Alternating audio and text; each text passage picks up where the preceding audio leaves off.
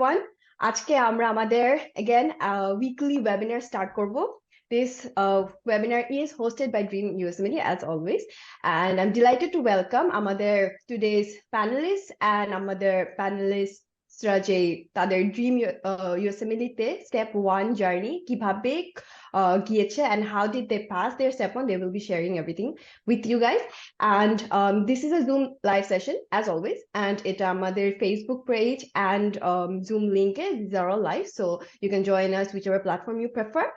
And just a quick update, when we are conducting this session, we will be collecting questions আমাদের audience থেকে, and আমরা panelists already have a set of questions that they would like to answer, so they will be talking about their journey. And during that journey, if you have any sort of questions, just ask us in your chat box. আমরা এটা collect করব, and we will be addressing that. So feel free to ask whatever questions you have. And before we start, I would like to introduce the moderators for the session.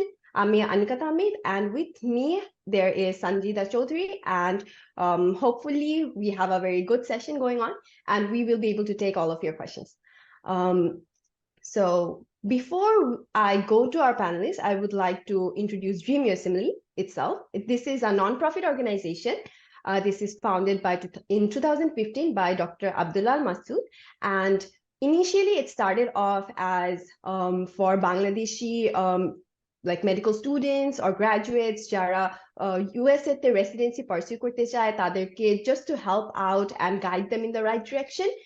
And with time we have expanded because of everybody's contribution and everybody's goodness, and slowly we have, like, initially we started with our step 1 batch, and then it progressed to step 2 batch, and now we also have an OET and USMLE step 3 batch.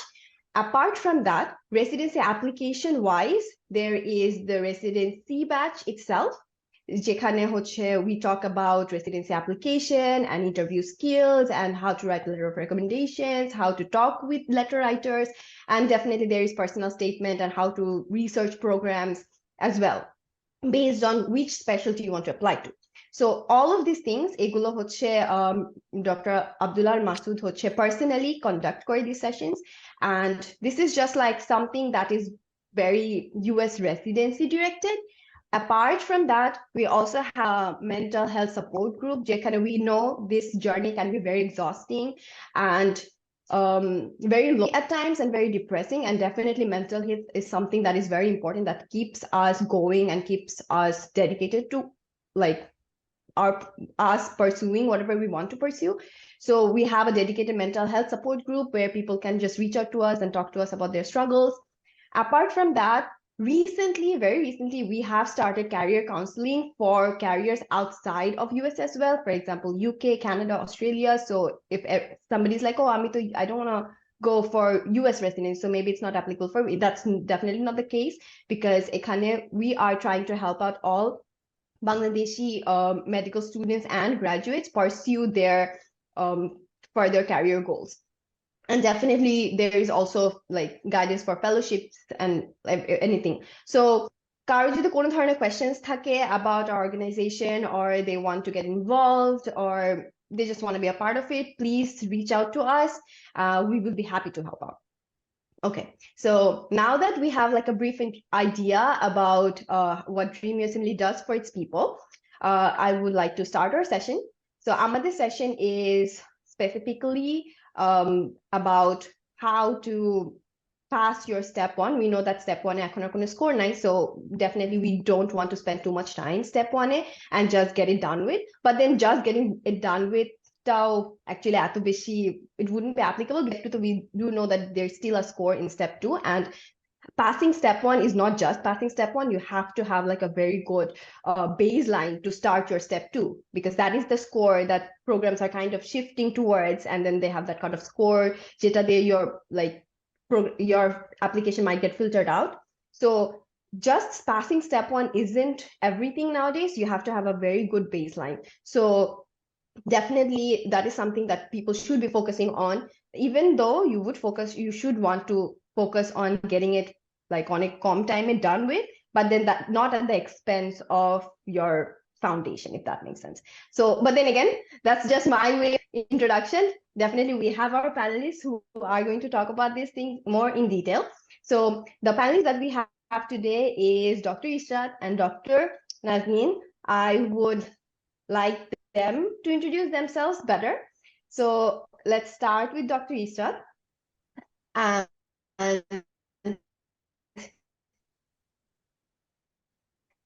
Doctor ইরশাদ, আমার কথা কি শোনা যাচ্ছে? হ্যাঁ, শোনা যাচ্ছে। Hi. So, uh, thank you for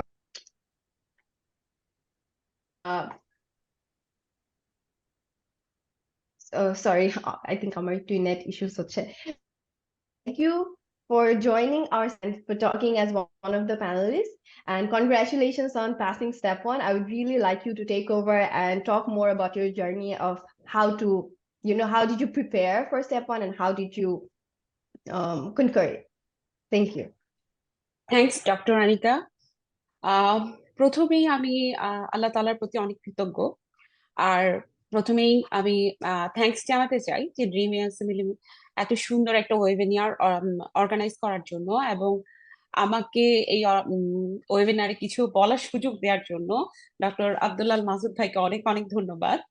আসলে আমার স্টেপ 1 পাসের জার্নির জন্য ড্রিম ইয়ারসেমিলির অবদান আসলেই অনেক অনেক অনেক বেশি। কেননা প্রথমেই আমার ইন্ট্রোডাকশনটা আমি বলি। আমি ডাক্তার ইসরাত জাহান মুক্তা।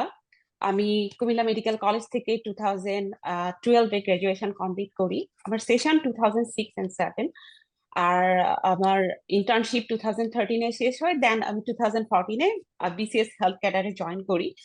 তো আমার ট্র্যাকটা ফুললি ডিফারেন্ট ছিল। দেন আমি গাইনিয়ান অফসে এফসিপিএস পার্ট 1 করি অ্যান্ড বিভিন্ন উপজেলা health complex, district hospital, and last আমি এফসিপিএস পার্ট 2 ট্রেনিং এ ছিলাম কুমিল্লা মেডিকেল কলেজে গাইনিয়ান অফসে। তো আসলে আমার ইউএসএবিলিতে আসার কোনো ইচ্ছা ছিল না, বা আমার কেরিয়ারের সাথে আসলে এটা একদমই ছিল না। বাট সাডেনলি আমার হাজবেন্ডের পিএইচডি এর জন্য সাডেনলি আমার হাজবেন্ড 2018 সে ইউএসএ তে আসার চিন্তা করে। তো যেহেতু আমি আমার বাংলাদেশের কেরিয়ার নিয়ে খুব ফোকাস ছিলাম, তো আমি তখন আসতে চাইনি। এবং তখনই আমি ড্রিম ইয়ারসেমিলির কথা আসলে জানতে পারি ফেসবুকের মাধ্যমে। তো দেন আমি 2018 ডক্টর মাসুদ ভাইয়ের সাথে, আব্দুল্লাহ মাসুদ ভাইয়ের সাথে আমি যোগাযোগ করি। দেন 2018 আমি মাসুদ ভাই আমাকে তখন বলছিল যে তুমি যত তাড়াতাড়ি সম্ভব ইউএসএমএল এর পড়া ইউএসএমএল এর পড়া স্টার্ট করে দাও। তো তুমি এখন বাংলাদেশের কেরিয়ার কথা একটুটা চিন্তাটা কমায়ে তুমি যেহেতু আমেরিকা আসতে চাচ্ছ, সো তুমি ওটা শুরু করো। কিন্তু আসলে আমার তখন আমার এটা একটা ভুল ডিসিশন ছিল যে আমি আসলে বাংলাদেশের কেরিয়ার নিয়ে এতই ফোকাস ছিলাম। আমি 2.5 ইয়ার্স ওখানে ট্রেনিং করলাম। তখন আমি আসলে বাংলাদেশেই ছিলাম। তো লাস্ট 2020-তে আমি ইউএসএ তে মুভ করি 2020 লাস্টে। তো তখন আস্তে ধীরে আমি জাস্ট একটু ইউএসএমএল এর চিন্তা ভাবনা করতেছিলাম। যেহেতু আমি ক্লিনিক্যাল লাইনে ছিলাম, আমি গাইনিতে ছিলাম, আমি কোনোভাবে পিএইচডি বা অন্য কিছু চিন্তা আসলে করতে পারতেছিলাম না, মাস্টার্স বা আমাকে মনে হচ্ছিল যে যদিও আমি অনেক ওল্ড গ্রাজুয়েট, অনেক অনেক ওল্ড গ্রাজুয়েট, 2012-এ আমার গ্রাজুয়েশন। সো আমি তারপরও চিন্তা করতেছিলাম যে আমি মোটিভেশন ধরে রাখছিলাম যে অনেক ওল্ড গ্রাজুয়েটই হচ্ছে ইউএসএমএল জার্নিতে যাচ্ছে। তো আমার কাছে মনে হচ্ছিল যে আমি পারবো, আমি চেষ্টা করবো। তো দেন আমি নিজে নিজে কিছু শুরু করলাম। স্যার, কিন্তু মাসুদ ভাই এমন একজন মানুষ, উনি নিজ থেকে আমার খোঁজ খবর নিলেন যে তোমার কি অবস্থা, তুমি কি করতেছো। তো আসলে আমি তখন একদমই অগোছালো, আমি ইউএসএমএল জাস্ট একটা ফার্স্ট এড বই কিনলাম, এরকম মানে আমার কোনো প্ল্যান ছাড়া আমি ছিলাম। তো আমার মনে আছে 2021-এর মাঝামাঝিতে ভাইয়া আমাকে নক দিলেন, বললো যে আমার একটা ব্যাচ শুরু হবে 2021-এর অক্টোবরে, তুমি চাইলে ব্যাচে জয়েন করতে পারো এবং দেখতে পারো। তো ওইটা আমার আসলে একটা লাইফ চেঞ্জিং ডিসিশন ছিল আই থিঙ্ক, যে আমি 2021-এ ভাইয়ার ব্যাচে জয়েন করলাম। এবং তখনই আসলে আমি ইউএসএমএল এর পড়াটা মেইনলি আসলেই বুঝতে পারলাম যে আসলে আমি এতদিন বুঝতে পারছিলাম না যে আমি কিভাবে পড়বো। যখন ভাইয়ার ক্লাস শুরু করলাম তখনই আসলে আমি বুঝতে পারলাম যে আসলে আমার পড়াটা কিভাবে পড়া উচিত, কিভাবে আমাকে আগানো উচিত। তো ভাইয়া আমাদেরকে 2000 সো যখন আমি ফার্স্ট ক্লাস শুরু করলাম তখন ভাইয়া আমাদেরকে সবসময় বলতো যে তোমরা লাইভ ক্লাস করো, তাহলে তোমরা ক্লাসটা ভালোভাবে রিসিভ করতে পারবা এবং তোমার জন্য ভালো হবে। তো আমি খুবই সিরিয়াস ছিলাম তখন। তো আমি ভাইয়ার লাইভ ক্লাস গুলাই করতাম রেগুলারলি। দেন হচ্ছে ভাইয়ার নোটস লেকচার্স দিতেন। তো ওই লেকচার্স গুলা এত সুন্দরভাবে মানে এক্সপ্লেন করা থাকতো, এটাতে সবকিছুই কভার করতো। ইউএসএমএল সব রিসোর্সই ভাইয়ার নোটসে কভার করতো। So first aid, UWorld, others যত কিছু রিসোর্সেস ছিল সবকিছু দেখা যায় যে ভাইয়ার একটা নোটস পড়লে সবকিছুই মানে পারা যেত। তো ভাইয়া আর আরেকটা ব্যাপার ছিল, তখন ভাইয়া হচ্ছে আমাদেরকে 2 এবং 3 সিস্টেম মানে দুইটা বা তিনটা সিস্টেম শেষ হওয়ার পরেই ভাইয়া আবার পরীক্ষা নিত। তো পরীক্ষাটা ভাইয়া বলেছিল যে তোমাদের পরীক্ষা হবে শুধু ইউআরড এর কোশ্চেনের উপরে। সো দেখা যেত যে তখন আমাদের ইউআরড এর কোশ্চেনটাও মানে খুব পরীক্ষার দিকে ফোকাস থাকলে আমার ইউআরড এর কোশ্চেন গুলো পড়া হয়ে যেত। তো ইউআরটা আমাদের কমপ্লিট হয়ে যেত। যে ফার্স্ট এড ভাইয়ার সাথে সাথে আমাদের দেখা যেত যে আমরা একটু ফার্স্ট এডও পড়তাম, ভাইয়ার নোটস তো পড়তাম, দেন হচ্ছে ইউআরটাও কাভার হয়ে যেত। এবং ভাই আমাদেরকে আমার মনে আছে যে ইন্সপায়ার করার জন্য ভাই আমাদেরকে প্রাইজের ব্যবস্থাও ছিল, যে পরীক্ষায় যে ফার্স্ট হবে তাকে প্রাইজ দেওয়া হবে। এবং আমার মনে আছে যে ভাই আমার জন্য প্রাইজ পাঠাইছিল, মানে আমি তো এগুলা খুব ইন্সপায়ারিং ছিল। তো আর সেটা হচ্ছে ড্রিম ইউসিমিলির সাথে আমার পরিচয়টা এভাবেই হয়। তো আর হচ্ছে তখন এরপর আমি হচ্ছে ভাইয়ার কাছে প্রায় 6-7 মান্থ আমাদের ক্লাস চলে। তো 6-7 মান্থের পরে আমি ডিসিশন নিয়ে আমি পরীক্ষায় বসে যাব, মানে ইউএসএমএলই। তো আসলে এখানেই আমি তারপর আমি ট্রায়াল নিয়ে নেই 2022 এর অক্টোবরে, যে আমি পরীক্ষা দিব। বাট এখানে আমাকে একটু স্টপ হয়ে যেতে হয়। আমার সাডেন সেকেন্ড প্রেগনেন্সি, আমার একটা বেবি আছে, এখন 2 কিডস আমার। তো উম, আমার ফার্স্ট বেবিটা স্কুল গোয়িং ছিল এবং আমি সাডেনলি আমার প্রেগনেন্সি মানে সেকেন্ড প্রেগনেন্সির জন্য, এবং হাই রিস্ক প্রেগনেন্সি ছিল আমার, খুবই কমপ্লিকেশন ছিল। তো আমি ট্রায়াল নেওয়া সত্ত্বেও দেখা যাচ্ছে প্রেগনেন্সির যত কমপ্লিকেশন আছে আমাকে তখন ফেস করতে হয়েছে, যে pre eclampsia, gestational diabetes, everything. তো আমি তখন ভাইয়াকে জানাই, যে মাসুদ ভাইয়াকে, যে ভাইয়া আমার তো এরকম প্রেগনেন্সি, আমি তো ট্রায়াল নিয়ে নিয়েছিলাম। তো ভাইয়া বললো তুমি, প্রেগনেন্সি একটা ব্লেসিংস। ভাইয়া আমাকে কখনোই ডিমোটিভেটেড করে নাই, ভাইয়া বলছে এটা একটা ব্লেসিংস। তো তুমি পড়তে থাকো, এটা নিয়ে তুমি টেনশন করো না। তো যাই হোক, শেষ পর্যন্ত আমি আসলে ওই পরীক্ষাটায় বসতে পারি নাই। আহ তো এর মধ্যে হচ্ছে আহ উম, আমি আমি আগে আমার কিছু ইউএসএমএল রিসোর্সের কথাটা বলে তারপর আমি আবার ওই জার্নিতে যাচ্ছি। তো ফার্স্ট যখন আমি বিগিনিং স্টেজে রিসোর্সের ক্ষেত্রে আমি ইউজ করলাম যে ইউএসএমএল ভাইয়ার নোটস গুলা মেইনলি ছিল। দেন হচ্ছে ভাইয়ার নোটস পড়ার সাথে সাথে হচ্ছে আমি ও ড্রিম অ্যাসেম্বলি থেকে আমি একজন আপুকে পার্টনার হিসেবে নিই। এখানে স্টাডি পার্টনারের ইম্পর্টেন্স অনেক বেশি আমি মনে করি। তো আমরা সেম ব্যাচেই পড়তাম, ওই আপুর সাথে আমি পড়াশোনা শুরু করলাম। দেন হচ্ছে আম, ভাইয়ার নোটস, তারপর হচ্ছে first aid and UWorld mainly. আর আমি প্যাথোমা প্যাথোমাটা পড়েছি। এটা হচ্ছে মেইনলি আমার রিসোর্স ছিল। এবং হচ্ছে ভাইয়ার কোচিং এর সাথে সাথে বা ভাইয়ার ক্লাসের সাথে সাথে আমি নিজেকে আপডেটেড রাখার ট্রাই করতাম, যে ভাইয়া যা ক্লাস দিত লাইভ করার চেষ্টা করতাম। আমার মনে আছে আই থিঙ্ক আমি এভরি ক্লাস লাইভ করছি। মানে আমার সুযোগ ছিল সেজন্য করছি, যদিও ভাইয়া ভিডিও রেকর্ডিং তো দিয়ে দেয়, কারণ অনেকের সুযোগ থাকে না, অনেকে কাজে থাকে বা অনেক ধরনের ক্লাস বা অনেক ধরনের কিছু থাকে, তো অনেকে হয়তো সেক্ষেত্রে আমি মনে করি যে ভাইয়া ক্লাসের সাথে সাথে হচ্ছে ভিডিও রেকর্ডিং দেখুক বা লাইভ ক্লাস করুক, সাথে সাথে আসলে পড়াগুলো আপডেটেড করে ফেলাটাই হচ্ছে প্যাটার্ন। এবং এভাবে আপডেটেড থাকলে আসলে ইউএসএমএলই পসিবল। আমি বলবো যে ইউএসএমএলই ডেফিনেটলি পসিবল, এটা অনেক টাফ জার্নি বাট পসিবল। আর আরেকটা ক্ষেত্রে আমি বলবো যে এগুলো হচ্ছে আমার ইউএসএমএল এর রিসোর্সেস মোটামুটি এরকমই ছিল। আর ডেডিকেটেড পিরিয়ডে হচ্ছে পড়াটা হয়তো একটু ডিফারেন্ট ছিল। বাট যখন আমি পড়াটা শুরু করলাম আমার পড়ার প্যাটার্নটা এরকমই ছিল। এবং মোটামুটি আমি ট্রাই করতাম যে বেবিদের টেক কেয়ার বা আমার লাঞ্চ ডিনার বা আমার কাজ ছাড়া বাকিটা সময় আমি আসলে পড়াশোনায় দেওয়া ট্রাই করতাম। আর আমার ক্ষেত্রে বলবো যে যেহেতু আমার 2টা বেবি আছে, অনেক সময় মায়েরা কি হচ্ছে যে মেয়েরা বা মায়েরা তাদের যেহেতু এই একটা স্টেজ, মানে মেয়েদের যেহেতু প্রেগনেন্সি, বেবি বা ফ্যামিলি ইস্যু, এই ধরনের কারণে অনেকে কিন্তু একটু ডিমোটিভেটেড হয়ে যায় যে ইউএস ফ্যামিলি জার্নিটা হয়তো বা আমার দ্বারা পসিবল না, আমি করতে পারবো না।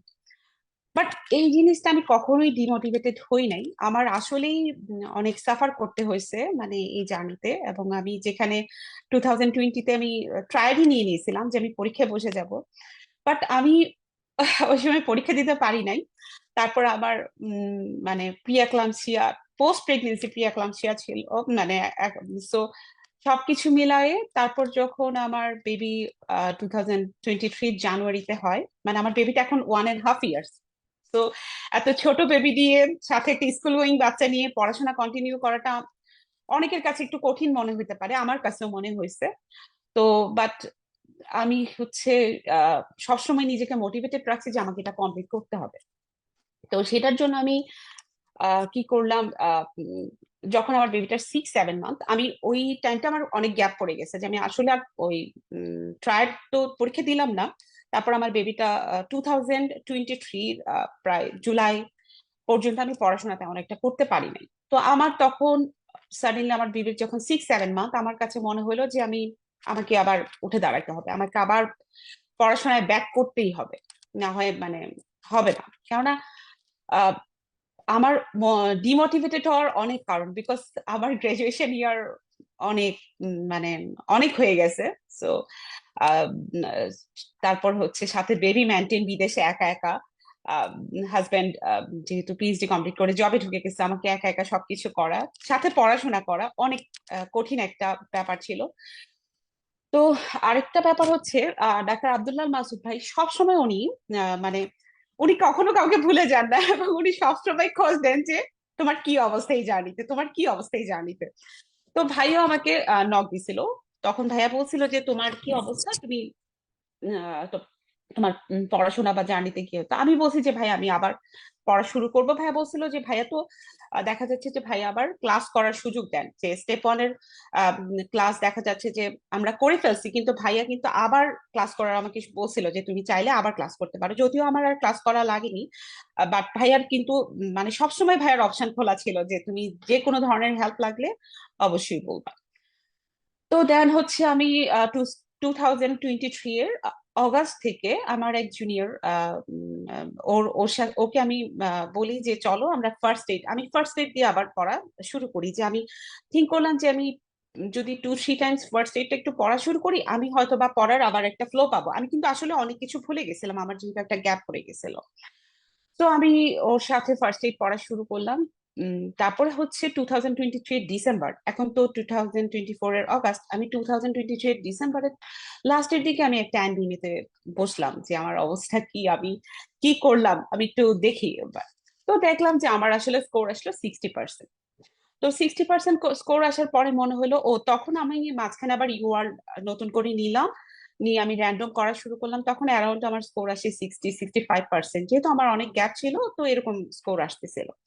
কিন্তু আমার কাছে মনে হলো আমার দ্বারা পসিবল, যেহেতু আমি 60% পাইছি, তো এটাকে আমি আপগ্রেড করতে পারবো। এখন হচ্ছে আমি, এখন এটা একটা চ্যালেঞ্জিং যে আপনি মানে বেবিকে সাথে রেখে কিভাবে পড়াশোনা করা। তো আমি কিন্তু বেবিকে সাথে রেখেই পড়াশোনা করছি, যে আবার বড় মেয়েটাও আশেপাশে খেলাধুলা হয়তো করছে বা ও স্কুলে চলে গেছে, কিন্তু আমার ছোটটা আমার পাশেই হয়তো ঘুমাইছিল, বা ওকে কোনো একটা খেলনা দিয়ে বসায় রাখছি, তারপরেও আমি আমার পড়াশোনাটা করার চেষ্টা করছি। আহ দেন হচ্ছে ডিসেম্বরে যখন আমি 60% পেলাম এনবিএমিতে, তারপর আমার কাছে মনে হলো যে আমি আসলে একটু ডেডিকেটেড পিরিয়ডে মানে যাওয়া দরকার, বা আমার একটু ডেডিকেটেড পড়াশোনা করা দরকার বা ট্রায়াল নেওয়া দরকার। তখন আমাদের ব্যাচেরই একজন আহ, ও ড্রিমিয়াল সিমিলারি, ও আমাকে বললো যে আপু আপনি ট্রায়াল নিয়ে নেন, তাহলে আপনি পড়ার ফ্লো ভালো পাবেন। আর আপনি চাইলে হচ্ছে এনবিএমি গুলো কারোর সাথে পড়তে পারেন। তো আমি ঠিক করলাম যে আসলে আমার যেহেতু ছোট বেবি, তো আমার সাথে রিডিং পার্টনার পাওয়াটা আমার জন্য একটু ডিফিকাল্ট, কেননা সবার সাথে আসলে, কেননা ছোট বাচ্চা যাদের আছে তাদের জন্য ওরকম কেউ হলেই হচ্ছে ওরা আন্ডারস্ট্যান্ড করতে পারবে যে আহ, ব্যাপারটা মানে একসাথে আন্ডারস্ট্যান্ড করতে পারবে। তো এমন সময় আসলে এটা আমার জন্য আজকে আরো ব্লেসিং যে নাহিদার সাথে মানে আজকের যে আরেকজন প্যানেলিস্ট ওর সাথে আজকে আমি এখানে বসে মানে কথা বলতে পারতেছি, বা আমরা একসাথে আমাদের সাকসেস স্টোরি বলতে পারতেছি। আহ নাহিদা হচ্ছে আমার ডেডিকেটেড পিরিয়ডের স্টাডি পার্টনার, এবং আমাদের দুজনেরই দুইটা দুইটা কিড আছে, মানে কিডস আছে। সো সো আমাকে যখন ওই যে আমার এক জুনিয়র ওই আমাকে বলে যে আপু আপনি নাহিদা আপুর সাথে পড়তে পারেন, তো সো আপনি আহ, দেখতে পারেন যে আপনার কেমন লাগে। তো আমি তখন আমার নাহিদার সাথে আমি ফেব্রুয়ারিতে ট্রায়াল নিই, যে ফেব্রুয়ারিতে এই 2024-এর ফেব্রুয়ারিতে আমি ট্রায়াল নিই। আহ জুন জুলাই আগস্ট না মে জুন জুলাই আহ, আমি ট্রায়াল নেই। তো তখন আমি ফেব্রুয়ারি লাস্ট থেকে আই থিঙ্ক আমি নাহিদার সাথে পড়া শুরু করি আমার ডেডিকেটেড পিরিয়ডে। মেইনলি আসলে ওর সাথে প্রথম আমি পড়া স্টার্ট করেছিলাম এনবিএমই পড়ার জন্য। তো এনবিএমই পড়ার জন্য, এবং আমার কাছে মনে হয় যে ডেডিকেটেড পিরিয়ড হোক আর হচ্ছে পড়াশোনার জন্য স্টাডি পার্টনারের ইম্পর্টেন্স অনেক অনেক বেশি ইউএসএমএল ক্ষেত্রে। কেননা আমি যখন আমার মেডিকেল লাইফে, আমি যেহেতু আমার বাসাও কুমিল্লায় ছিল, আমি কুমিল্লা মেডিকেল কলেজে পড়েছি, তো দেখা যাচ্ছে যে আমি আমার তেমন একটা রিডিং পার্টনার আসলে আমার এমবিবিএস লেভেলে ছিল না, বা আমি পার্টনারের পড়াশোনাটা এত ইম্পর্টেন্ট আসলে তখন আমি বুঝি নাই। বাট ইউএসএমএল এর জার্নির ক্ষেত্রে আমি ডেফিনেটলি ডেফিনেটলি সাজেস্ট করবো যে একা পড়ার চেয়ে পার্টনার মেনটেন করে পড়া অবশ্যই উচিত, এবং ভালো পার্টনারের অনেক ইম্পর্টেন্স এখানে। দেন হচ্ছে আহ নাহিদার সাথে আমার পরিচয় হওয়ার পরে ফেব্রুয়ারিতে আমরা একসাথে পড়া শুরু করলাম এনবিএমই। তো এনবিএমই পড়ার পরেই আস্তে আস্তে আমরা ডিসিশন নিলাম যে আমরা ফার্স্ট এইডও একসাথে পড়বো, বা সবকিছুই আমরা দেখা যাচ্ছে যে আমরা সকাল থেকে একসাথেই পড়া শুরু করতাম, ব্রেকফাস্টের পর থেকে আমরা ফার্স্ট এইড পড়তাম। তো আমাদের টার্গেট ছিল যে আমরা 10 to 15 days এর মধ্যে ফার্স্ট এইডটা একবার রিভিশন দিব, কুইক রিভিশন। তো অনেকেই দেখা যাচ্ছে যে আমার তো পড়া মনে থাকতেছে না, আমি একটু আস্তে আস্তে পড়ি বা স্লোলি পড়ি। বাট আমাদের ক্ষেত্রে মনে হয়েছিল যে আমরা কি করলাম, আমরা দেখা যাচ্ছে ও এক পেজ পড়তো আমি এক পেজ পড়তাম, এভাবে আমরা খুব কুইকলি আমরা এক একটা সিস্টেম পার ডে তে শেষ করতে পারতাম। তা সাথে আমরা এনবিএমই পড়তাম।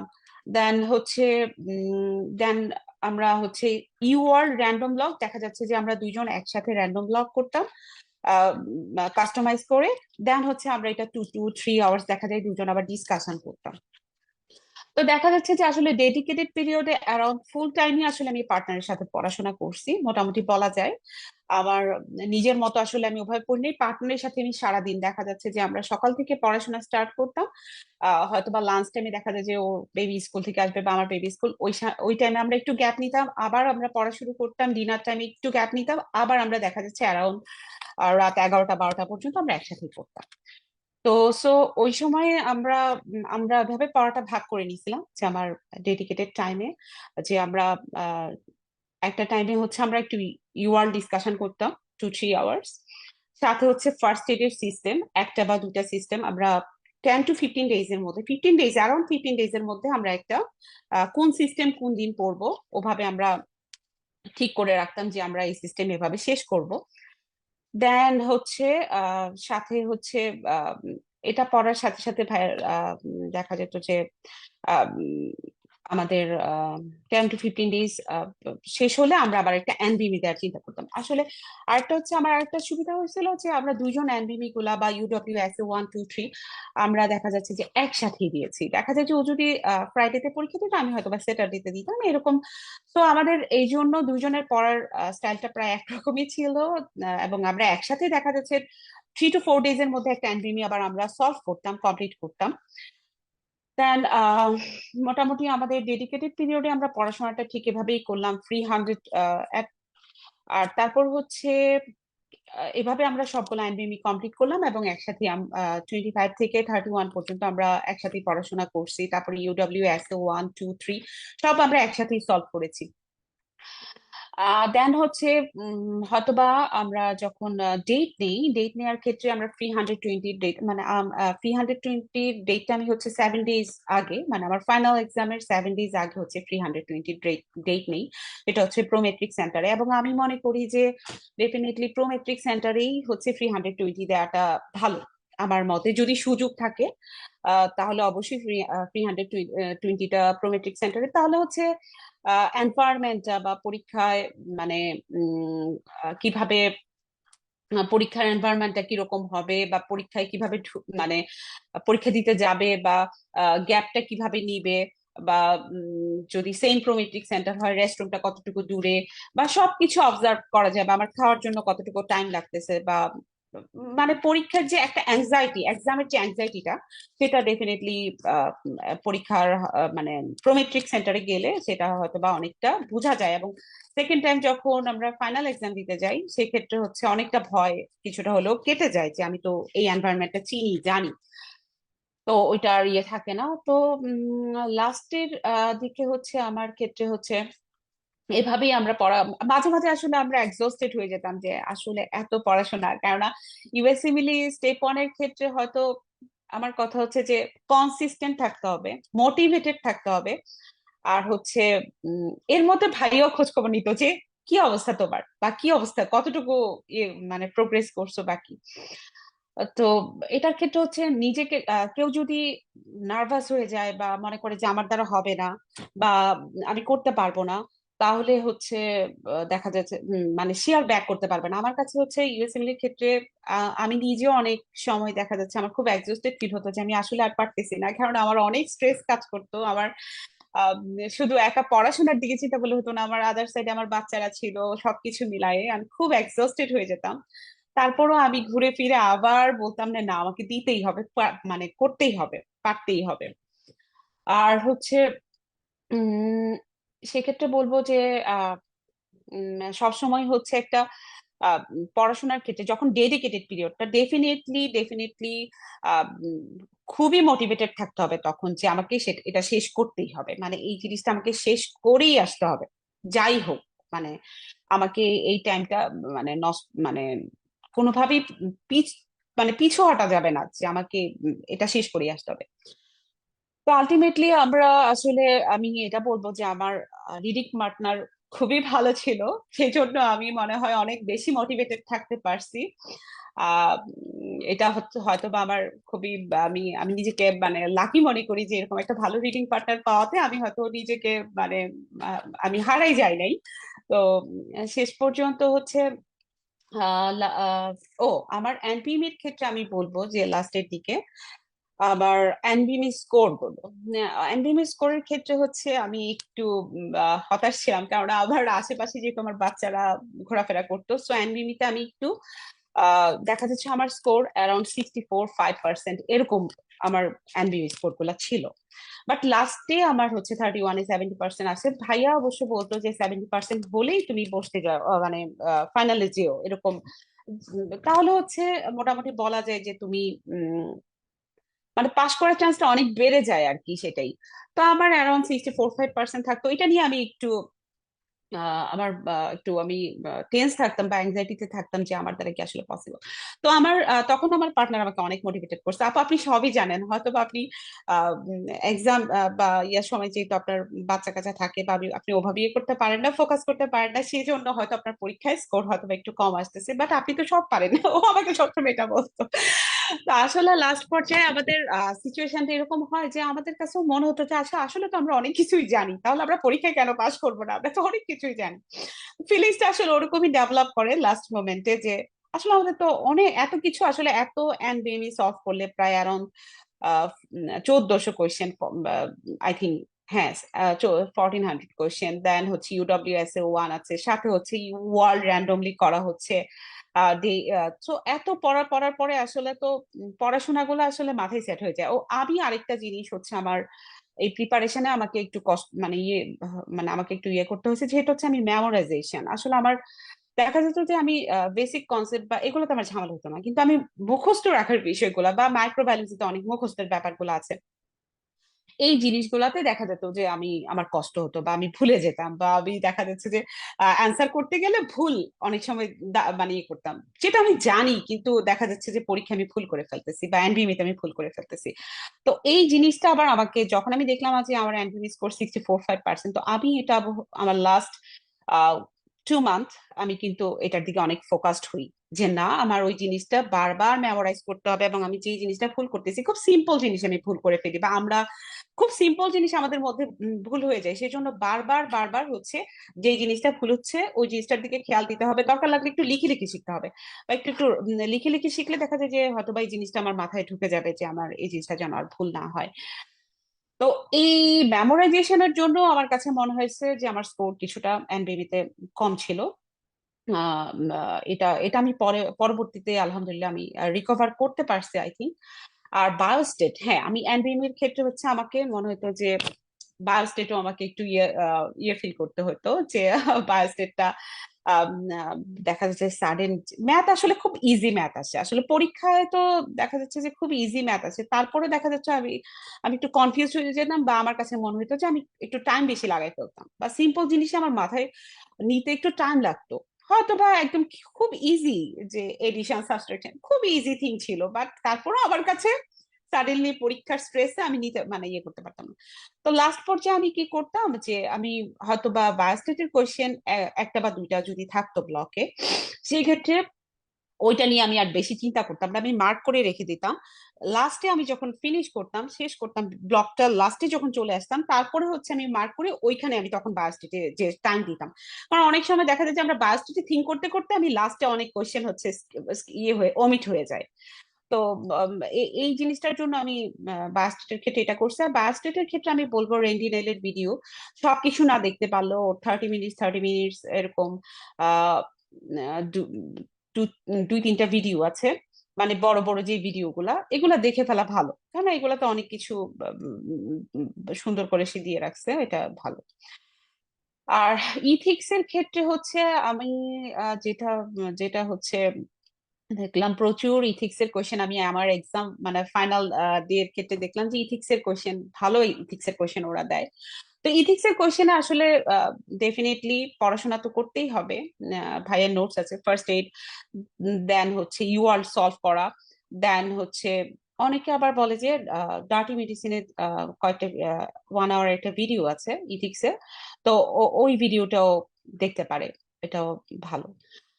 আর হচ্ছে মোটামুটি আমার প্রিপারেশনের ক্ষেত্রে এটাই বলবো। আর আমার ফ্রি 120-র এক্সপিরিয়েন্সের ক্ষেত্রে আমি বলবো যে আমি যেটা প্রোমেট্রিক সেন্টারে পরীক্ষার মতো আসলে একদম, আমি যখন ফ্রি 120-র জন্য প্রিপারেশন নিই তখন বললাম তো আমি আমার পার্টনারের সাথে প্রায় আমরা হচ্ছে আমার ফাইনাল এক্সামের 7-8 বা 9-10 ডেজ আগ থেকে আমরা আসলে একসাথে পড়াটা একটু কমিয়ে নিজের মতো তখন পড়া শুরু করলাম।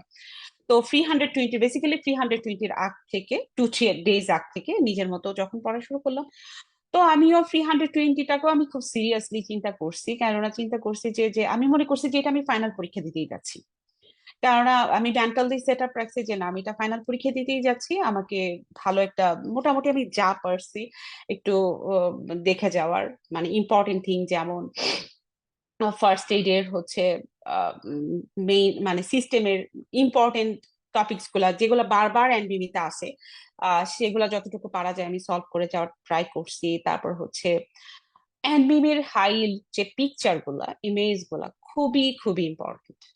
তো এগুলা তো ডেফিনেটলি এগুলা দেখতেই হবে। সেক্ষেত্রে আমি ওই যে আবার রেন্ডিনেলের ভিডিও দেখলাম। তো আলটিমেটলি ফ্রি 120-তে আবার আগের প্রিভিয়াস 320 গুলো আমি দিয়েছিলাম, তো ওগুলো তো আমার স্কোর অ্যারাউন্ড 70%-এর মতো ছিল, যে ওল্ড ফ্রি 120, 21 টু 2020, মানে 21 and 22 এর মানে দুইটা ফ্রি 120 ছিল, ওগুলোও দিয়ে গেলাম, ওগুলার স্কোর আমার অ্যারাউন্ড 70% ছিল। বাট আমার যখন মেইন পরীক্ষা আমি 320 দেই, সেটা আমার ভালো আসছে, সেটা হচ্ছে আমার 83% আসছিল।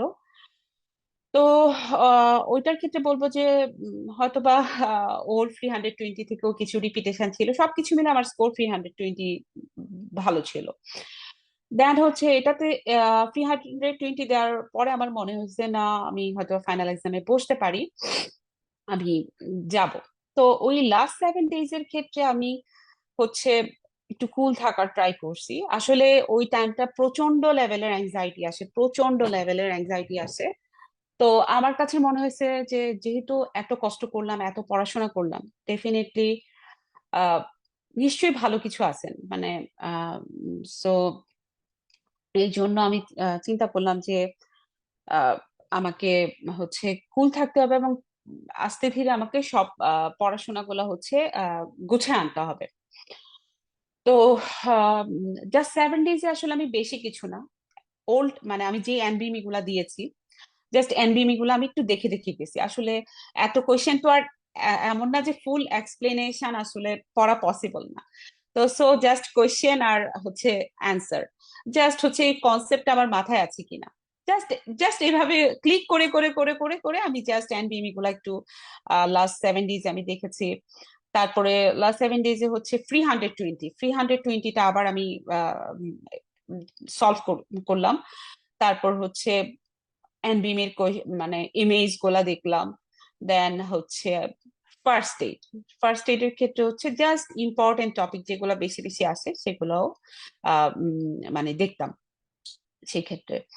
তো দেখে এখন এক্সামের দিন বা এক্সামের আগের দিন হচ্ছে মনে হলো যে আমার এক্সামের আগের দিন আসলে খুবই খারাপ ফিল হচ্ছিল যে আমাকে কালকে এক্সামে বসতে হবে, মানে বাট আমি যতটুকু পারি স্ট্রেস ফ্রি থাকা ট্রাই করেছি। আমি অ্যাজ ইউজুয়াল আমার নর্মাল ডেইলি লাইফে যা করি, আমি এক্সামের আগের দিনও আমি আমার ডেইলি লাইফ, আমি মনে করি না যে আমি কালকে আসলে এক্সাম দিতে যাব। আমি আমার ডেইলি লাইফ, আমার বাচ্চাদেরকে খাওয়ানো, মানে আমি ডেইলি লাইফ আমি নর্মাল থাকা ট্রাই করেছি। এবং আমার কাছে মনে হয়েছে যে আজকের দিনে নিশ্চয়ই আমি এমন কিছু করে ফেলতে পারবো না বা পড়ে ফেলতে পারবো না যে আমি কালকে পাস করে ফেলতে পারবো। আমার এতদিনের পরিশ্রম বা এতদিন যে কষ্টটা করছি সেটা আমার কালকে পরীক্ষায় বসেই ধীরে সুস্থে করতে হবে। বা আজকে যদি আমি অনেক অ্যাংশিয়াস বা আজকে যদি এত স্ট্রেসড হই, এটার জন্য আসলে এমন কোনো কিছু হবে না যে এটা দিয়ে আমার কোনো হেল্প হবে না কালকে পরীক্ষার জন্য। তো আমি আমার নর্মাল লাইফ আমি মেনটেন করার ট্রাই করছি। আমি মোটামুটি আর যা দেখার এতদিন তো আস্তে ধীরে যা যা যা পারছি ওভাবেই আমি দেখছি যে আগের দিনও নর্মালি আমি জাস্ট একটু হয়তো বা ফার্স্ট এইড বা ইম্পর্টেন্ট থিংস গুলো একটু যা আমার দেখতে ইচ্ছে হয়েছে আমি আসলে ওগুলো একটু দেখে গেছি। আর দেন হচ্ছে মোটামুটি আমি রাত 8টা 9টায় আমি আমার পড়াশোনা স্টপ, মানে সবকিছু স্টপ করে দিছি এক্সামের আগের দিনে। অ্যাজ ইউজুয়াল আমি ডিনার করে আমি খুবই আর্লি আর্লি মিনস হয়তো বা 10:30 অর 11 o'clock আমি আসলে বেডে চলে গেছি, কারণ আমার কাছে মনে হয়েছে যে, এবং আমার কাছে মনে হয়েছে যে আমি কোনো, অনেকে বলে যে স্লিপিং পিল বা খাওয়ার জন্য বা ভালো একটা গুড স্লিপের জন্য, বাট আমার কাছে মনে হয়েছে না, আমি এমনিতেই ঘুমাবো। আমার আসলে আর্লি আর্লি শুয়ে গেলে আসলে ঘুম আসবেই, বা ওই টেনশনটা রাখা যাবে না। সো আমি সেক্ষেত্রে সুন্দর আমার আমার মোটামুটি ঘুম হয়েছে, আমার কোনো প্রবলেম হয় না। আমি আসলে বেশি স্ট্রেস নিয়ে যাইনি যে কালকে খুব সিরিয়াস কিছু। আমার কাছে মনে হয়েছে আমি এতদিন পরিশ্রম করছি, নিশ্চয়ই আল্লাহ হেল্প করবেন, আমি আহ ইনশাল্লাহ পাশ করবো আল্লাহ যদি চান। আম, আসলে অনেক কিছু তো আমাদের নিজেদের হাতে নাই, বাট আমাদের তো, আমি তো আমার চেষ্টাটুকু যতটুকু পারছি আমি করেছি।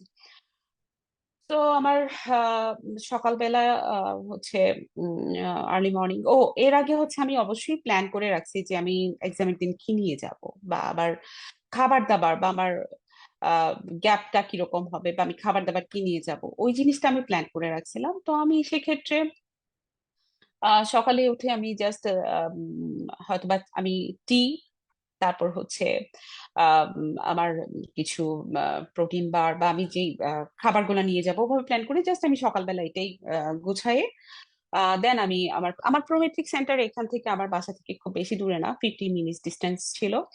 তো আমি 7:30-র মধ্যে ওখানে চলে যাই, 7:30-র মধ্যে। বাট আমি আসলে ওই সময় পুরোপুরি প্রচন্ড লেভেলের স্ট্রেস বারবারই আসছিল, বাট বারবারই আমি হয়তো বা আল্লাহকে বলতেছিলাম, আল্লাহ তুমি হেল্প করতে পারো, আসলে আর কোনো আমার উপায় নাই। দেন হচ্ছে স্ট্রেস ফ্রি থাকা ট্রাই করলাম। দেন হচ্ছে আমি এক্সাম ডেট কথাই বলতেছি যে আমি তারপর পরীক্ষা দিতে বসলাম। দিতে বসার পরে হচ্ছে আমার কাছে মনে হয়েছিল যে পড়া থেকেই তো আসবে, আর কোত্থেকে আসবে। যা যাই হোক আমি মাথা ঠান্ডা রেখে যা পারি দেই। আমার প্রথম দিকের ব্লগগুলো আমার মানে আমি খুব উম, আস্তে ধীরেই দিচ্ছিলাম, আমার কাছে খুব খারাপ লাগছিল না, ভালোই মনে হচ্ছিল। হ্যাঁ, সবকিছু যে আমি জানবো তা না, বাট প্রথম দিকের ব্লগগুলো দেখা যাচ্ছিল অনেক কোয়েশ্চেনই কমন আসতেছে, আবার কিছু কোয়েশ্চেন যেগুলো আসে না সেগুলো হয়তো বা আমি কমন সেন্স অ্যাপ্লাই করে বা আমার কাছে এক্সক্লুশন মেথডে। হ্যাঁ, ডেফিনেটলি আরেকটা কথা বলবো যে পরীক্ষার ক্ষেত্রে এক্সক্লুশন মেথডটা খুব ইম্পর্টেন্ট, যে এই অ্যান্সারটা হবে না, এই অ্যান্সারটা হবে না, সো এটা হতে পারে, এরকম ভাবে গেলেই হচ্ছে আসলে। কারণ এক্স্যাক্টলি অনেক আনসারই আমাদের জানা হয়তো বা নাও থাকতে পারে যে আনসারটা এরকমই হবে, কিন্তু এক্সক্লুশন মেথডে গেলে রাইট আনসারটা পাওয়াটা পসিবল আমার কাছে মনে হয়। তো আর আমি হচ্ছে পরীক্ষার ক্ষেত্রে হচ্ছে প্রত্যেকটা ব্লকের পরেই আমি হচ্ছে গ্যাপ নিয়েছি, প্রত্যেকটা ব্লকের পরেই, কেননা আমার কাছে মনে হয় প্রত্যেকটা ব্লকের পরেই গ্যাপ নেওয়া উচিত। প্রত্যেকটা ব্লকের পরে যদি আমরা গ্যাপ নিই সেক্ষেত্রে হচ্ছে কি আহ একটু আমার কাছে মনে হয় একটু রেস্টরুমে যাওয়া বা একটু মুখে পানি দিয়ে আসলে নিজেকে আবার একটু রিফ্রেশ ফিল হয়, বা কিছু খেয়ে আসলে রিফ্রেশ ফিল হয়ে সেকেন্ড ব্লকে বসা। তো আমি আসলে গ্যাপ কতটুকু নিচ্ছি এক্স্যাক্টলি আমি আসলে টাইম বলতে পারবো না, হয়তো 5-6 মিনিট, অ্যাভারেজ 5-6-7 মিনিট এরকম করে করে আমি প্রত্যেকটা ব্লকেই গ্যাপ নিয়েছি, এবং আমি হয়তো বা কিছু খাবার একটু মুখে দিয়ে আসছি, বা আমি প্রত্যেকবার আমার ফেসে আমি পানি দিয়েছি এটা ইম্পর্টেন্ট, কারণ আমার কাছে মনে হচ্ছে আমি একটু রিফ্রেশ ফিল করতেছি। দেন হচ্ছে আমি সেকেন্ড ব্লকে বসছি।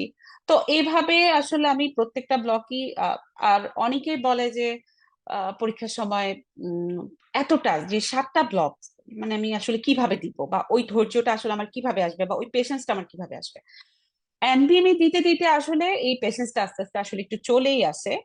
আর দ্বিতীয়ত হচ্ছে পরীক্ষার সময় অ্যাংজাইটি লেভেল বা স্ট্রেস হরমোন এত বেশি থাকে, আসলে তখন ওই ফিলিংসটাই আসে না যে আমি মানে কি দিচ্ছি, একটার পর একটা দেওয়া আসলে হয়ে যাইতেছে, যে দেওয়া হয়ে যাচ্ছে, আসলে পরীক্ষাটা হয়ে যায়। সবাই যদি কেউ স্ট্রেস ফিল করে যে আমি আহ 8 ঘন্টা কিভাবে পরীক্ষা দিব, কিন্তু আমার কাছে মনে হয় যে আমার পার্টনারও আমাকে বললো যে আপা আমি বুঝতে পারি নাই যে টাইম কিভাবে গেছে, বা আমার ক্ষেত্রে আমি এটা বলবো আমিও বুঝতে পারি নাই। বাট আমি ওটা ফিল করছি লাস্টের 2-3 ব্লকসে আমার মাথা একদম কাজ করতেছিল না, এটা আমি একদম লাস্ট 2-3 ব্লকে আমার কাছে মনে হচ্ছিল যে আমি কখন পরীক্ষাটা শেষ হয়ে যাবে, আমি কখন আসলে। তো লাস্ট 2-3 ব্লকে আমি একটু কুল থাকার ট্রাই করতেছিলাম বারবারই, কিন্তু আমার মনে হচ্ছিল যে আসলে ব্রেন আর ওয়ার্ক করতেছে না। তারপরও আমি যতটুকু পারি, এবং আমার তখন হচ্ছে লাস্টের ব্লকগুলোতে আমার কোয়েশ্চেন গুলো অনেক বড় বড় ছিল। সো সেক্ষেত্রে আমি কি করতাম যে প্রথমে হচ্ছে লাস্টের টাইমও আমার কাছে একটু ইয়ে লাগতেছিল লাস্টের দিকে, তো আমি লাস্টে নিচের 2-3 লাইন্স আগে পড়তাম, দেন উপরে যেতাম, দেন হচ্ছে আনসার গুলো আগে দেখে যেতাম, আনসার গুলো দেখে আমি থিঙ্ক করতাম যে কোয়েশ্চেনটা কি থেকে আসতে পারে, যেন আমি কুইক অ্যান্সার করতে পারি। আর ইথিক্স এর ক্ষেত্রে আমার সেটা হয়েছে যে ইথিক্স এর ক্ষেত্রেও আমি প্রচুর ইথিক্স এর কোশ্চেন পাইছি, প্রত্যেকটা ব্লকে 5-6 হবেই, মানে ইথিক্স এর কোশ্চেন ছিল কবে, আরো বেশিও থাকতে পারে। তো ইথিক্স এর কোশ্চেনের ক্ষেত্রে আমি আগে অ্যান্সার পড়তাম, আমি আগে অ্যান্সার পড়তাম, অ্যান্সার পড়ে তারপর আমি কোশ্চেনটাই যেতাম, কারণ ইথিক্স এর কোশ্চেন এত ইলাবোরেট করে দেয়া, তো পড়তে গেলে অনেক কিছু মিস হয়ে যেতে পারে বা ভুলে যেতে পারি। তো আগে অ্যান্সারটা পড়লে আমার ক্ষেত্রে মনে হতো যে অ্যান্সারটা এই টাইপের হতে পারে। তো দেন আমি কোশ্চেনটা যখন পড়তে যেতাম তখন আমার কাছে আবার যখন আমি একটু রিপিট করতাম বা তাকাতাম, তো না তাহলে একটু ক্লিয়ার হতো। তো ইথিক্স এর কোশ্চেন তো আসলে বলা যাবে না যে এক্স্যাক্টলি আমি কারেক্ট অ্যান্সারটা দিতে পারছি কিনা, সব ক্ষেত্রে বলা যাবে না। আর হচ্ছে ইন্টারপ্রেটারের কোশ্চেন মাস্ট, আমার মনে হয় প্রত্যেকেরই মনে হয় আসে আমি জানি না, আমার ক্ষেত্রেও পাইছি, আমার রিডিং পার্টনারও বলছিল যে ও পাইছে। তো এই ধরনের কোয়েশ্চেন তো আসেই। আর মোটামুটি পরীক্ষা শেষ করলাম, কিন্তু শেষ করার পরে মনে হচ্ছিল ফিলিংসটা যে আসলে আমি কি দিয়ে আসলাম পরীক্ষায়, আসলে আমি কি পাস করব তা মানে ফেল করব, খুব ইয়ে লাগতেছিল। কেননা 7 ব্লক পরীক্ষা দেওয়ার পরে কোনোভাবেই বোঝা যায় না যে আমি পরীক্ষাটা কি খুব ভালো দিয়ে আসলাম না কি দিয়ে আসলাম, আসলে এটা গ্যাস করা যায় না। তো খুবই ভয় পাচ্ছিলাম। আর হচ্ছে যেহেতু ইথিক্স এর কোশ্চেন অনেক বেশি ছিল, কনফিউজিং ব্যাপার ছিল, এবং আমার এক্সাম ডে এর ক্ষেত্রে বলবো আমার কোশ্চেন গুলার বড় বড় ছিল, এবং কিছু কোশ্চেন এরকম ছিল খুবই কনফিউজিং, দেখা যাচ্ছে যে খুব কাছাকাছি অ্যান্সার ছিল, খুব কাছাকাছি অ্যান্সার ছিল, যে আমি এটা দিব না ওইটা দিব, আমি খুব কনফিউজ হচ্ছিলাম। তো আলটিমেটলি সবকিছুর ক্ষেত্রে বলবো যে আলহামদুলিল্লাহ শেষ পর্যন্ত যে পাশ করতে পারলাম। তো এই ক্ষেত্রে এখন আমি যেটা বলতে চাই যে আমার পাশের জার্নির ক্ষেত্রে আহ ডিমিএমসি মিলি বা ডাক্তার আব্দুল্লাহ মাসুদ ভাইয়ের অবদান অনেক বেশি, কেননা ভাইয়া যদি আমাকে রাইট ট্র্যাক বা মানে আমাকে যদি ওই রাস্তাটা না দেখাতেন বা কিভাবে পড়তে হবে না বলতেন, তো সেক্ষেত্রে আসলে আমার পক্ষে মনে হয় না যে আমি নিজে নিজে আমার স্টেপ ওয়ানটা আমি আসলে কমপ্লিট করতে পারতাম এই ওল্ড গ্রাজুয়েট স্টেজে এসে। তো আমি মনে করি যে আহ, ভাইয়া যে গাইডলাইন বা যে গাইডেন্স এর মধ্যে রাখেন, এবং উনি সবসময় সবার কথা মনে রাখেন, এটা আমার কাছে খুব অবাক লাগে যে ভাইয়া এত মানুষের কথা কিভাবে মনে রাখেন। মানে কাউকে হারাই যেতে দেয় না ভাইয়া, আবার তাকে ডাকে যে এই তোমার কি অবস্থা বা কি। তো এটা এমন একটা আহ, জায়গা যে ভাইয়ার মানে ড্রিম ইএসবিএল অর্গানাইজেশন, যেখানে আমি দেখা যাচ্ছে যে স্টেপ ওয়ান স্টেপ টু সিকে, তারপর হচ্ছে ওএটি বা হচ্ছে রেসিডেন্সি জার্নি, এভরি মানে অ্যাসপেক্ট ভাইয়া মানে খেয়াল রাখেন, এবং আহ, সবকিছুতে ভাইয়া গাইডেন্স এবং সাপোর্ট দেন। এটা একটা বিশাল ব্যাপার, মানে এটা ডেফিনেটলি আমাদের জন্য একটা বড় ব্লেসিংস এর ব্যাপার যে আমাদের বাংলাদেশি ডাক্তারদের জন্য যে এতটা ইজিলি মানে মানে আমরা মানে এই জার্নিটা এতটা মানে ইজিলি আসলে ভাইয়ের কাছ থেকে আমরা এত এত হেল্প পাচ্ছি।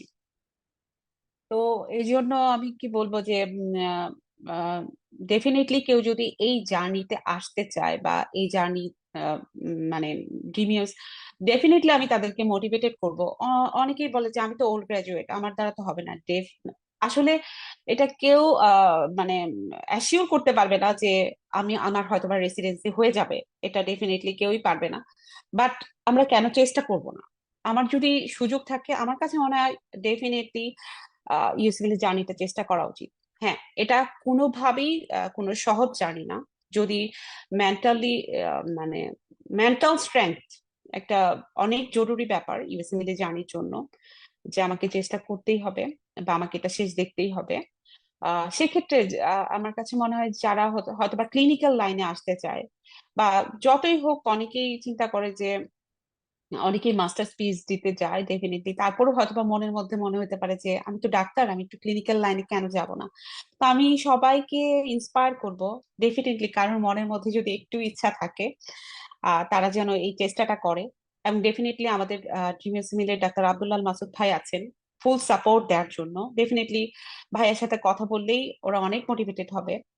তো সেভাবে চেষ্টা করার জন্য। আর আমি মোটামুটি আমার কথা এখানেই অনেক কিছুই বললাম। আর অনেক অনেক ধন্যবাদ, আবারও অনেক অনেক ধন্যবাদ premier simile doctor Abdullah Masud ভাইকে আমাকে কিছু বলার সুযোগ দেওয়ার জন্য। আসলে আমি নিজেই ভাবতেও পারিনি হয়তো বা আমি আজকে এসে আমার স্টেপ ওয়ানের সফলতা বলতে পারবো। একটা সময় আমার নিজেরও মনে হতো যে আমি কি আসলে পাশ করতে পারবো। তো যাই হোক, সবাইকে ধন্যবাদ।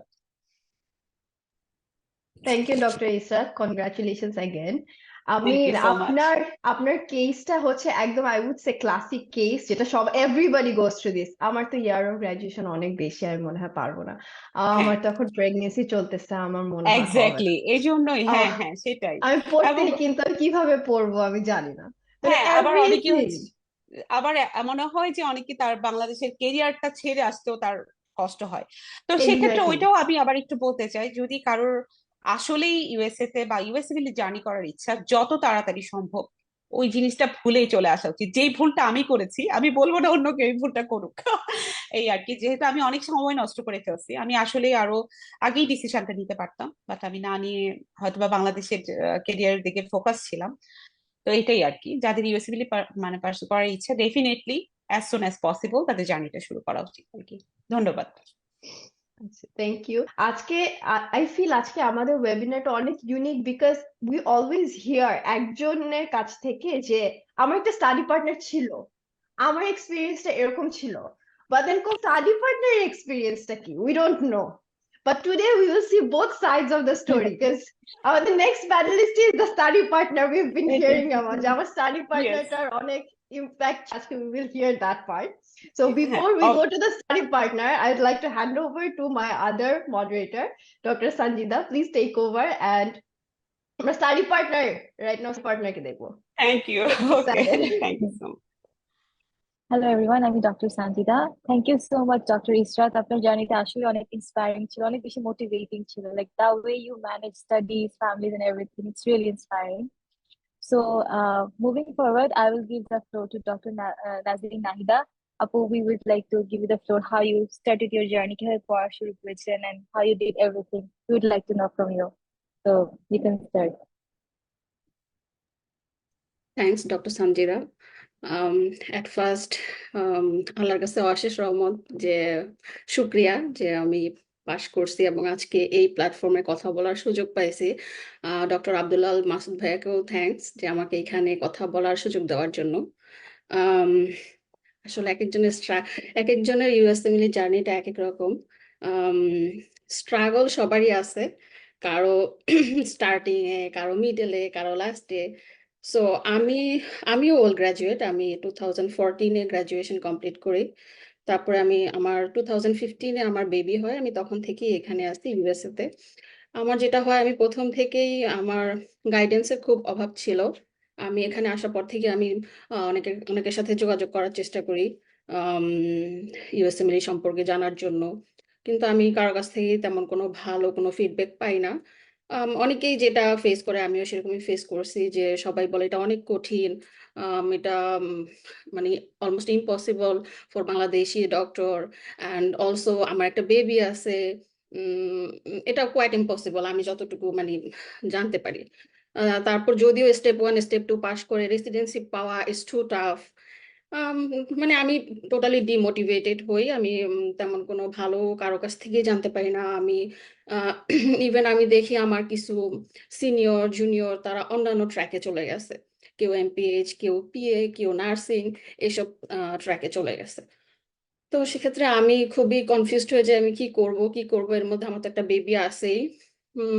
কিন্তু আমি ইউএসএমএল ক্লিনিক্যাল সাইড ছাড়া অন্য কোনো কিছু করব, এটাও আমার আমি মেনে নিতে পারতেছিলাম না। আমি কখনোই এমপিএইচ বা অন্য কিছু করব এরকম আমি কোনো ইন্টারেস্ট পাচ্ছিলাম না। তো এর মধ্যে আমি 2018-তে আমি ভাইয়ার সন্ধান পাই। একবার আমার এক ফ্রেন্ড, ও ইউএসএমএল জার্নি স্টার্ট করে, ও আমাকে বলে। কিন্তু আম, ওই ওই মোমেন্টে যেটা হয়, আমি জাস্ট যখন চিন্তা করি যে না, যেরকমই হোক, কঠিন হোক বা ই হোক, অনেকেই তো পারতেছে। আমার ফ্যামিলি থেকেও বলা হয় যে কেউ না কেউ তো পাশ করতেছে, হোয়াই নট ইউ। তো এরকম যখন চিন্তা করি, একটু মেন্টালি যখন রেডি হই যে হ্যাঁ আমি ইউএসএমএল দিব, তখন যেটা হয় যে আমার ফার্স্ট বেবি, আমার ছেলে, ওর হচ্ছে ডায়াগনোসিস হয়। ওর অটিজমের একটা, আমরা বুঝতে পারি যে ও আসলে এএসডির মধ্যে আছে, অটিজম স্পেকট্রাম ডিসঅর্ডার ওর মধ্যে কিছু আছে। তো এই মোমেন্টে আসলে আমার পক্ষে আর অন্য কিছু চিন্তা করা কোনোভাবেই পসিবল হয় না। আমি কোনো কিছু আর আমার ক্যারিয়ার, আমার পড়াশোনা, এই ধরনের কোনো কিছু চিন্তা করতে পারি না। মানসিকভাবে অনেকটাই ভেঙে যাই। তখন আমি আমার ছেলের আর্লি ইন্টারভেনশন বা ওর থেরাপি এইসব নিয়ে আমি খুব ইনভলভ হয়ে যাই। তো আলহামদুলিল্লাহ, আল্লাহ রহমতে সে মোটামুটি ইমপ্রুভ করতে থাকে। এর মধ্যে তো আমার নিজের জন্য একটা, নিজের ক্যারিয়ার, নিজের জন্য কি করব, এরকম একটা তো মনের মধ্যে থাকে যে আমি কি করব। আমার ছেলেটাকে, আমার ফার্স্ট প্রায়োরিটি আমার ছেলে। তো আমার ছেলেকে সাথে রেখে আমি আমার ক্যারিয়ারটাকে কিভাবে ইমপ্রুভ করতে পারি, আমি কি করতে পারি। তো যখনই এগুলো চিন্তা করতাম, আমার ফ্রেন্ড, ও এখন অ্যাপ্লিক্যান্ট, এবার রেসিডেন্সি অ্যাপ্লিক্যান্ট। তো ওর সাথে যখনই কথা বলতাম, ও আমাকে খুব মোটিভেট করতো, বলতো যে তুই পারবি, তুই ট্রাই কর, তুই স্টার্ট কর, তুই অ্যাটলিস্ট স্টার্ট কর। তো এরকম করে করে যখন দেখি যে আমার ছেলে মোটামুটি একটা ভালো স্টেজে আসছে, আল্লাহর মধ্যে সে সেলফ ডিপেন্ডেন্ট, সে আমি অতটা অরি না ওকে নিয়ে, মোটামুটি ভালো একটা টাইম স্কুলে থাকে, ওর সবকিছুই সুন্দরভাবে চলতেছে। তখন আমি আবার ভাইয়ার সাথে যোগাযোগ করি। আমি 2022-এ আবার হচ্ছে ভাইয়ার ব্যাচে স্টার্ট করি। আম, তখন ভাইয়ার সাথেও আমি আমার সিচুয়েশন ডিসকাস করি। ভাই আমাকে খুব এনকারেজ করে, ভাই আমাকে অনেক আম, কি বলবো, মেন্টালি অনেক সাপোর্ট দেয়। তো ওই সময় থেকে আমি শুরু করি। আমার যেটা রিসোর্স ছিল, মেইন রিসোর্স হচ্ছে ভাইয়ার লেকচার নোট। আমি এর আগে কখনোই ইউএসএমএল এর কি পড়তে হয়, কিভাবে পরীক্ষা দিতে হয়, 8 ঘন্টা পরীক্ষা নাকি, আমি কিছুই জানতাম না। সবকিছু না জেনেই আমি ভাইয়ার ব্যাচে জয়েন করি। আমি ভাইয়ার ব্যাচ থেকেই, ভাইয়ার ক্লাস থেকে আমি সবকিছু জানতে পারি, এবং ভাইয়া আমাদেরকে যেভাবে বলতো আমি সেভাবেই পড়াশোনা করার চেষ্টা করছি। হয়তো বা টু দা পয়েন্টে করতে পারিনি, যেহেতু আমার ছেলে আছে, আমার সংসার আছে। তো কিন্তু ট্রাই করি যে একদম ভাইয়ার যা বলে সেগুলো শুনতে। প্রথমে ভাইয়ার লেকচার নোটগুলা দেখতাম, ভাইয়ার লেকচার ক্লাসগুলা করতাম। যদি লাইভ ক্লাসে না থাকতাম আমি রেকর্ডিং শুনতাম, একবার না দুইবার শুনতাম। এরকমও হইতো যে আমি বুঝতেছি না, আমি আবার শুনতেছি আবার শুনতেছি এরকম। আম, তারপরে ভাইয়ার লেকচার নোট, দেন আমি ফার্স্ট এইড পড়তাম, ইউয়াল তো আছেই, পাশাপাশি ইউয়াল করতাম আর হচ্ছে প্যাথোমাও পড়তাম। প্রথম প্রথম পাস যখন আমি ইউয়াল করি তখন আমি প্যাথোমাও পড়ছি। তো এভাবে চলতে থাকে মোটামুটি। যখন আমি হচ্ছে ইউয়ার্ড অলমোস্ট শেষ অথবা 70% ফার্স্ট পাস, তখন আমি আবার কনসেপ্ট করি। তো তখন হচ্ছে আবার কনসেপ্ট করি। তো তারপরও আমি, আমার যেটা সবসময় চাওয়া ছিল যে আমি যাই হোক আমি কন্টিনিউ করব, আমি এটা আর ছাড়বো না। আমি যেহেতু একবার স্টার্ট করছি আমি আর মানে এখান থেকে আমি আমি আর ডিসকন্টিনিউ করব না। তো আমি আমার প্রেগনেন্সির মধ্যেই ট্রাই করি যে পড়ার। তারপর অতটা আসলে খুব বেশি ভালো ফ্লো ছিল না। তার মধ্যে যেটা আমার প্রবলেম ছিল যে আমার রিডিং পার্টনার, আমি তখন একজন আপুর সাথে পড়তাম। তো উনি একটু উনি দেখা গেছে আবার মাস্টার্স প্রোগ্রামে জয়েন করে ফেলে, তো উনি একটু ইরেগুলার হয়ে গেছিলেন। তো আমারও তখন একটা গ্যাপ পড়ে যায়, আমারও তখন স্লো হয়ে যায়। আর প্রেগনেন্সির তো সময়টা আছেই তখন। তারপর আমার খুব ইচ্ছা ছিল যে আমি প্রেগনেন্সির টাইমে এনবিএমই দিয়ে হয়তো বা আমার বেবি হওয়ার 2-3 মাসের মধ্যেই পরীক্ষাটা দিয়ে ফেলবো, এরকমই আমার একটা খুব টার্গেট ছিল। কিন্তু সেটা আর হয় নাই, আমি প্রেগনেন্সির সময় আর এনবিএমই দিতে পারি নাই। আমার বেবি হয়, সেকেন্ড বেবি হয় 2023-এর জুলাইতে। তারপরে হচ্ছে আমি বেবি হওয়ার পরে তো একটু দুই দুই মাস আমার একটু কমপ্লিকেশন সবকিছু মিলায় সময় লাগে। তারপর আমি আবার পড়াশোনা আবার শুরু করি বলতে আমি ওইটাই কন্টিনিউ করতে থাকি। দেন আমি হচ্ছে ডিসেম্বরে এনবিএমই দেই প্রথম 25-26 দুইটাই দিই, কিন্তু আমার স্কোর ভালো আসে না, খুব খারাপ আসে, বিলো 60%, অ্যারাউন্ড 55%। তো তখন আমি চিন্তা করি আমি কি করব, কিভাবে আপ করব। তো আমি হচ্ছে এদিকে খুব ভালো একজন পার্টনারও খুঁজতেছিলাম যে আমি কার সাথে, যেহেতু আমার এখন দুইটা বেবি, আমার মানে পড়াশোনার সময় মেনটেন করা বা ডেডিকেটেডলি পড়ার জন্য আমার কাউকে দরকার যার সাথে আমি, সে আমাকে মোটিভেট করবে আমি তাকে মোটিভেট করব এরকম। এর মধ্যে ভাইয়া তো সবসময় যোগাযোগ করতো, সবসময় মেসেজ দিত, ইভেন মাঝে মাঝে ডাইরেক্ট ফোনও দিত যে তোমার কি অবস্থা, তুমি কি পড়তেছো কি করতেছো, কিভাবে তোমার প্রোগ্রেস কি, তোমার ছেলে কেমন আছে বা কি অবস্থা, এরকম সবসময়। আমি বলবো অলমোস্ট মনে হয় এভরি মান্থ ভাইয়ার কাছ থেকে আমি একটা ফোন পাইতাম বা মেসেজ পাইতাম। তো এটা আমার জন্য অনেক বেশি এনকারেজিং ছিল। আমি বুঝতাম যে ভাইয়া আমার কাছ থেকে কিছু এক্সপেক্ট করে, চায় যে আমি পড়াশোনাটা কন্টিনিউ করি, আমি পরীক্ষাটা দেই এরকম। তো হচ্ছে এর মধ্যে আমি আবার হচ্ছে তখন আমি ডিসেম্বর পর থেকে আবারও খুব ভালোভাবে ইউয়ালটা র্যান্ডমলি করা শুরু করি।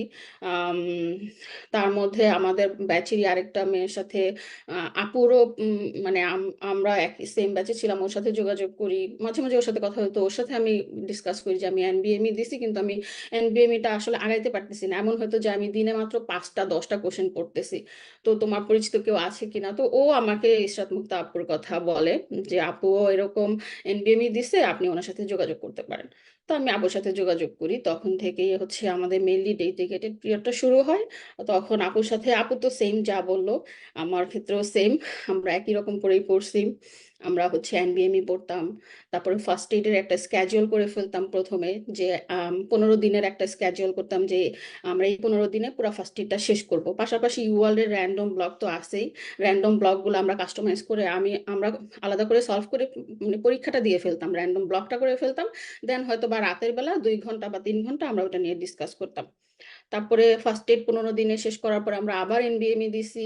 এর মধ্যে আমরা আবার হচ্ছে এনবিএমই যেগুলো অফলাইন প্রিভিয়াস, যেহেতু আমার স্কোরটা একটু খারাপ আসছিল, আমি কি করছি, আমি 25-এর আগের যেগুলা, অলমোস্ট আমি 18 থেকে 25 পর্যন্ত 24 পর্যন্ত সবগুলোই আমি অফলাইন যেগুলো সেগুলো আমি নিজে নিজে আমি আর আপু দুইজন মিলে খুব র্যাপিডলি একটু দেখছি। তো এরপরে হচ্ছে এইভাবে আমরা পড়তে থাকি। দেন এনবিএমই তো হচ্ছে 27-28 সেগুলো মোটামুটি আমার স্কোর আপ হয়, আল্লাহর মধ্যে 70%-এর উপরে চলে আসে, 70%, 71% এরকম হয়। আর ডেডিকেটেড পিরিয়ডে আমরা এভাবেই পড়ছি, আপু যেভাবে বললেন, আমার নতুন করে কিছু বলার নাই। অলমোস্ট ডেইলি আমরা 12 থেকে 14 ঘন্টা কানেক্টেড থাকতাম, একসাথেই পড়তাম। দেখা যেত যে আমরা আসলে আম, একা পড়া হতো না আমাদের, যেহেতু আমারও 2 বাচ্চা, আপুরও 2 বাচ্চা। যখনই আমি টেবিল থেকে উঠতাম বা আপুর কাছ থেকে মানে ডিসকানেক্টেড হতাম, তখনই আমি অন্য কোনো কাজে বিজি হয়ে গেছি, আমার বাচ্চাকে খাওয়ানো বা এটা সেটা। কিন্তু যখন আপুর সাথে কানেক্টেড থাকতাম, আম, তখন হচ্ছে বাচ্চা থাকুক বা যাই থাকুক, পড়াটা আগাইতো। আর আমরা এটাতে ইউজ টু হয়ে গেছিলাম, যেহেতু আমাদের বাচ্চা আমাদেরই অংশ, তো ওদেরকে রেখে তো আর কোনো কিছু করা পসিবল না। আর আমার ক্ষেত্রে যেটা একটা প্লাস পয়েন্ট ছিল, প্লাস পয়েন্ট হচ্ছে আমার হাজবেন্ড, সে হচ্ছে রিমোট জব করে, বাসা থেকে অফিস করে। সো সে আমাকে হচ্ছে অনেক সাপোর্ট দিছে লাস্টের 2-3 মাস। 2-3 মাস হচ্ছে সে আমাকে অনেক বেশি সাপোর্ট দিছে। আমি পড়তে পারছি খুব মনোযোগ দিয়ে। উম, আর লাস্ট অফ অল কি বলবো, ভাইয়া তো এর মধ্যে আমাকে মেসেজ করতো যে তোমার এনবিএম স্কোর কত, স্কোর কিরকম আসছে আমাকে জানাও, কিভাবে পড়তেছো। তারপর আমি আবার ভাইয়াকে বলতাম আমার এরকম স্কোর হয়েছে, তো ভাইয়া আমাকে বলতো যে you can do it, go hard, এরকম বলতো। তারপরে লাস্টেও ভাইয়া আমাকে মেসেজ করেন লাস্ট পরীক্ষার কয়েকদিন আগেও যে কিপ ফেথ অন আল্লাহ। আমি এক্স্যাক্টলি পরীক্ষার সময় সেটাই করছি, একমাত্র আল্লাহর উপরই ভরসা রাখছি। কারণ আমাদের যতটুকু সম্ভব আমরা ততটুকু করে গেছি। পরীক্ষার 1 সপ্তাহ আগে আমি প্রোমেট্রিকে ফ্রি 120 দেই, নিউ সেটাতেও আমার 79% আসে, আল্লাহর মধ্যে ভালো আসে। তারপরে হচ্ছে পরীক্ষা তো দিতে যাই। পরীক্ষার আগের দিনের এক্সপিরিয়েন্স যদি বলি, পরীক্ষার আগের দিনের কথা যদি বলি, সেদিন আমি টোটালি ঠান্ডা ছিলাম, তেমন কোনো মানে হালকা পাতলা যেগুলোতে আমার মেমোরাইজিং এ প্রবলেম হতো বা মানে ভুলে যাওয়ার পসিবিলিটি ছিল, সেগুলো দেখছি। অ্যাজ ইউজুয়াল আমি ঘুমাইতে যাই, আমি কোনো ধরনের কোনো ওষুধ খাই নাই, যেহেতু আমার একদমই ছোট একটা বেবি আছে। আমি এর আগেও কখনো প্র্যাকটিস করি নাই। যদি কেউ পিল পরীক্ষার আগে মেডিকেশন নিতে চায়, তাহলে অবশ্যই তার আগে থেকে প্র্যাকটিস রাখতে হবে, জাস্ট পরীক্ষার আগের রাতে খেয়ে গেলেই তো হবে না। তো আমি পরীক্ষার আগে কখনোই প্র্যাকটিস করি নাই, যেহেতু আমার একদমই ছোট বেবি, মাত্র 1 বছর 1 মাস এখন। তখন তো আরো ছোট ছিল। তো আমার ওকে রাতে ফিট করাইতে হয়। তো ওভাবেই আমি মেন্টালি সেট ছিলাম যে আমি এভাবেই তো এনবিএমই গুলা দিয়ে আসছি বা পরীক্ষাটা দিয়ে আসছি, সো আল্লাহর রহমতে আমার হয়তো বা কোনো প্রবলেম হবে না। তো আমি পরীক্ষার আগের রাতেও 10টা সাড়ে 10টার মধ্যে বেডে চলে যাই। তারপরে ঘুম ঘুম আসতে একটু লেট হয়, 11টা সাড়ে 11টা বেজে যায়। তারপর আমি আবার মিডনাইটে একটু উঠতে হয়, যেহেতু আমার স্ক্যাজুয়াল, আমার ছোট বেবি আছে, ওরা একটু খাওয়াইতে হয়। দেন আবার ঘুমাই, তারপর ঘুম থেকে উঠে আল্লাহর নাম নিয়ে পরীক্ষা দিতে যাই। পরীক্ষার হলে পরীক্ষা দিতে গিয়ে আমিও আপুর মতোই সেম, আপু যেটা বললেন, পরীক্ষার মানে অ্যাংজাইটি তো হয়, প্রত্যেকটা ব্লক স্টার্ট করার আগেই খুব ভয় লাগে যে কি জানি আমার জন্য অপেক্ষা করতেছে। সো আল্লাহর নাম নিয়ে আমি পরীক্ষা মানে এক একটা ব্লক স্টার্ট করি, আর প্রত্যেকটা প্রথম ব্লকের পরে আমি জাস্ট একটু সময় নেই, 5 মিনিটের মতো আমি জাস্ট রেস্টরুমে যাই, আসি, দ্যাটস ইট। আর এর পরের প্রত্যেকটা ব্লকের পরেই আমি 10 থেকে 12 মিনিটের মতো সময় নেই, প্রত্যেকটা ব্লকের পরে আমি রেস্টরুমে যাই, একটু ফেস ওয়াশ করি, একটু কিছু খাই, এরকম। দেন আবার আসি, এসে তো পরীক্ষা শুরু করি। আর এটা 8 ঘন্টার পরীক্ষা হইলেও আমার কাছে যেটা মনে হয় যে প্রতি 1 ঘন্টা পর তো আপনি হচ্ছে 5 থেকে 10 মিনিট সময় পাচ্ছেন। তো এটা হচ্ছে আপনাকে একটু রিল্যাক্স দিবে, এই সময়টাতে আপনি একটু মানে রিল্যাক্স টাইম পাবেন। ইটস নট মানে আর শেষের ব্লক আমার ক্ষেত্রে যেটা হয় যে আমি শেষের ব্লকের সময় অনেক বেশি এক্সস্টেড হয়ে গেছিলাম। এর আগ পর্যন্ত আমার তেমন কোনো আম, খারাপ লাগা কাজ করে নাই। কিন্তু যেটা ছিল যে পরীক্ষার কোশ্চেনগুলো অনেক বড় ছিল, আমি সবসময় চিন্তা করছিলাম যে আমার হয়তো বা একটু মনে হয় আমার জন্য আরেকটু সহজ কোশ্চেন অপেক্ষা করতেছে, বা আমি মনে হয় আরেকটু শর্ট কোশ্চেন পাবো, হয়তো বা নেক্সট ব্লকটা একটু ভালো আসবে, কিন্তু এরকম হয় নাই। প্রত্যেকটা কোশ্চেনই প্রত্যেকটা ব্লকেই আমার খুব মানে লং লং স্টেম পাইছি আমি। আর তারপরও মানে চিন্তা করছি যে ওকে, এখন এটা দিতেছি, হয়তো বা আমার জন্য ভালো কিছু ওয়েট করতেছে, এরকম। এভাবেই চিন্তা করে করেই মাথা ঠান্ডা রাখার চেষ্টা করছি। আর যেটা মনে হয়েছে প্রথম থিঙ্কিং এ যেটা মনে হয়েছে অ্যান্সার, সেটাই দিয়ে আসছি। এটা আমাদের মোটামুটি সবারই এক্সপিরিয়েন্স যে ওভার থিঙ্কিং করলে বা ডাবল থিঙ্কিং করলে ভুল হয়। আমি প্রত্যেক ব্লকের পরেই মোটামুটি 4 মিনিট 4.5 মিনিটের মতো সময় পাই রিভিউ করার জন্য। আমি রিভিউ করি, বাট আমি হচ্ছে কোনো ধরনের মানে চেঞ্জ করি না, চেঞ্জ করি নাই। চেঞ্জ করলে ভুল হওয়ার পসিবিলিটিটা বেশি থাকে। আর রিভিউ করি। আর বায়োস্ট্যাটিস্টিক্সের ক্ষেত্রে ব্লকগুলোতে মোটামুটি আমিও ইথিক্সের অনেক কোশ্চেন পাইছি। আমিও আপুর মতোই প্রথমে অ্যান্সারটার দিকে তাকাইছি যে অ্যান্সারগুলো কি ছিল, দেন আমি ইথিক্সের কোশ্চেনটা পড়ি। আর বায়োস্ট্যাটের ক্ষেত্রে যেটা আমি প্রথমে পড়ে দেখি, যদি আমার প্রথমেই আমি মনে হয় যে আমি এটা পারবো, তখন আমি এটা নিয়ে থিঙ্ক করি, এটা আমি অ্যান্সার দিয়ে চলে আসি। কিন্তু যদি মনে হয় প্রথমে একবার দেখে যদি আমার মনে হয় যে না এটা একটু কঠিন, আমি এখন পারবো না, তো আমি এটা রেড ফ্ল্যাগ দিয়ে চলে আসি। পরে যখন আমার শেষ হয় ব্লক পুরাটা, তারপরে আমি আবার ওইটা নিয়ে চিন্তা করি। এরকম ভাবে আমি করি। আর শেষ ব্লকের ক্ষেত্রে লাস্টের ব্লকটাতে আমি একটু মানে সবারই যেটা হয় অনেক ফ্যাটিক লাগে, মনে হইতেছিল যে কখন শেষ হবে। খুবই এক্সস্টেড লাগতেছিল। তারপর আল্লাহর মতে মানে শেষ করে আসছি ভালোভাবেই। আর এই তো তো last last but not list, এখানে ড্রিম ইউএসএমএলির অবদান আমার এটার ক্ষেত্রে আম, কি বলবো, এটা আসলে বলে বোঝানো যাবে না। আর ডক্টর আব্দুল্লাহ আল মাসুদ ভাইয়ের কথা বলবো, যেটা উনি, আমি অলরেডি পোস্টও দিছি, he is not only a good mentor, he is a good human being. ভাইয়া মানে পার্সোনালি আমার সাথে আমার ছেলের জন্য ভাইয়ার যে একটা আন্তরিকতা, সবসময় চিন্তা করা, ইভেন আমাদের ইচ্ছাও আছে কোনো কিছু করার, স্পেশাল নিড কিডসদের বাচ্চাদের নিয়ে। সবসময় ভাই আমাকে বলেন ইনশাল্লাহ আমরা কিছু একটা করব, আমাদের প্ল্যান আছে, ইচ্ছা আছে। আর এই তো। আর ওভারঅল ভাইয়াকে অনেক থ্যাঙ্কস, ইশরাত মুক্তা আপুকে অনেক থ্যাঙ্কস, উনি আমাকে অনেক সাপোর্ট দিছেন। আসলে দুইজন দুইজনের পরিপূরক, একজন একটু ফ্রাস্ট্রেটেড হইলে আরেকজনকে সাপোর্ট দিবেন, এটাই স্বাভাবিক। এজন্যই পার্টনারের মানে উম, ভূমিকা অপরিসীম এখানে। ভাইয়া যেটা প্রথম ক্লাস থেকে আমাদেরকে বলেন যে পার্টনার নাও, পার্টনারশিপে পড়বা, এটা আমাদের জন্য খুবই ইম্পর্টেন্ট। আমিও বলবো এটা আমাদের জন্য খুবই ইম্পর্টেন্ট। ডে ওয়ান থেকে পার্টনার নিয়ে পড়া উচিত এবং ডেডিকেটেড থাকতে হবে। ডেডিকেশনের কোনো নাই। আপনি আজকে পড়লেন, আপনি 2 দিন পর চিন্তা করলেন না আমার পক্ষে সম্ভব না, আমি পড়বো না বা হচ্ছে না, এরকম হলে হবে না, পড়তে হবে। আপনি চিন্তা করেন যে আমি পড়ে যাই, হওয়া না হওয়া আল্লাহর উপর, আল্লাহ দিবেন। আমার যেটা করা পসিবল আমি করতে পারি, আমার বেস্টটা আমি দিতে পারি। সো ডেডিকেশনটা অনেক ইম্পর্টেন্ট। আর গুড মেন্টর অনেক ইম্পর্টেন্ট। ভাইয়া নিজে থেকেই আমাকে মেসেজ করতেন, তো এটা আমার জন্য অনেক ভালো একটাই ছিল, একটা এনকারেজিং একটা মোটিভেশন ছিল যে ভাইয়া নিজে থেকে আমাকে নক করতেন, আমাকে বলতেন কি করতেছো বা কি। আর উম, এই তো that's it.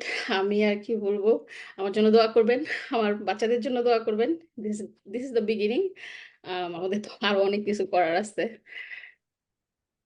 I hope thank you আমি সো কোনো মাচ কিছু আপু। মিস করি নাই। এই তো, thank you. Thank you so much আপু। আপু, we would like to know আপু আপনি কিভাবে ইউজ করেছেন ডক্টর মাহফুজ স্যারের notes and how you used ইট।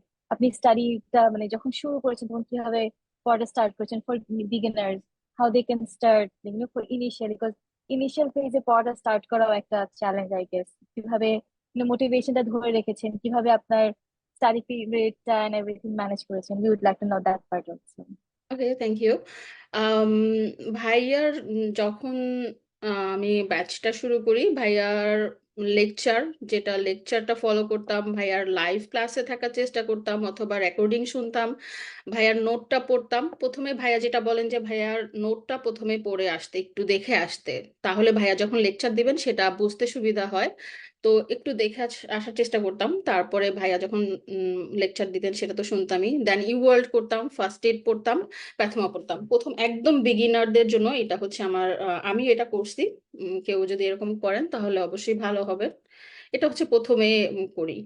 তারপরে আম, এটা বিগিনারদের জন্য। এরপরে যদি যখন ডেডিকেটেড ফেজে, তখন তো হচ্ছে প্রথমে ইউআলটা হচ্ছে আমরা টিউটোরিয়াল মোডে করি, যখন মানে কোনো টাইম টাইম থাকবে না, সিস্টেম ওয়াইজ করি।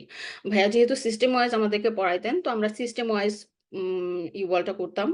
আর হচ্ছে ভাইয়া তো একটা পরীক্ষার সিস্টেম রাখতো আমাদেরকে, প্রত্যেকটা সিস্টেম শেষ হওয়ার পরে একটা পরীক্ষা নিত ইউওয়ার্ল্ড এর উপরই, 20টা কোশ্চেনের উপরে পরীক্ষা নিত, সেই পরীক্ষাগুলো অ্যাটেন্ড করতাম। আর হচ্ছে এভাবে প্রথমে হচ্ছে আমরা টিউটোরিয়াল মোডে সিস্টেম ওয়াইজ ইভলভ করি। আর লাস্টের দিকে হচ্ছে যখন ডেডিকেটেড পিরিয়ডে ছিলাম তখন র্যান্ডমলি করি টাইম মোডে। আর এই তো। Thank you so much, Apko. Dr. Anika, do we have any other questions left to ask to our panelists? Yeah, I actually have a question. So, usually people really struggle যে time কতটুকু you think is ideal? এক একজনের হচ্ছে কি এক এক timeline থাকে, like initial stage finish করার and then dedicated stage finish করার. But what do you think is like an ideal timeline that people like keep on head so that they know যে they're still on track বা বেশি time over চলে যাচ্ছে না? কারণ definitely now that step 1 is pass fail, যেহেতু score নাই, অনেকে আছে যারা হচ্ছে স্টেপ 1টাকে একটু শর্ট রেখে স্টেপ 2 টাইমটাকে ইনভেস্ট করতে চায়। So what do you think is like an ideal timeline? এর মধ্যে হলে মোটামুটি প্রিপারেশন একটা সলিড ফাউন্ডেশন আসে ফর স্টেপ 2 এন্ড পাস হয়ে যাওয়াটাও মোটামুটি is like okay. Okay. I think 1 year is good if anyone is dedicated enough, and if she or he wants to do it really quick, 1 year is good.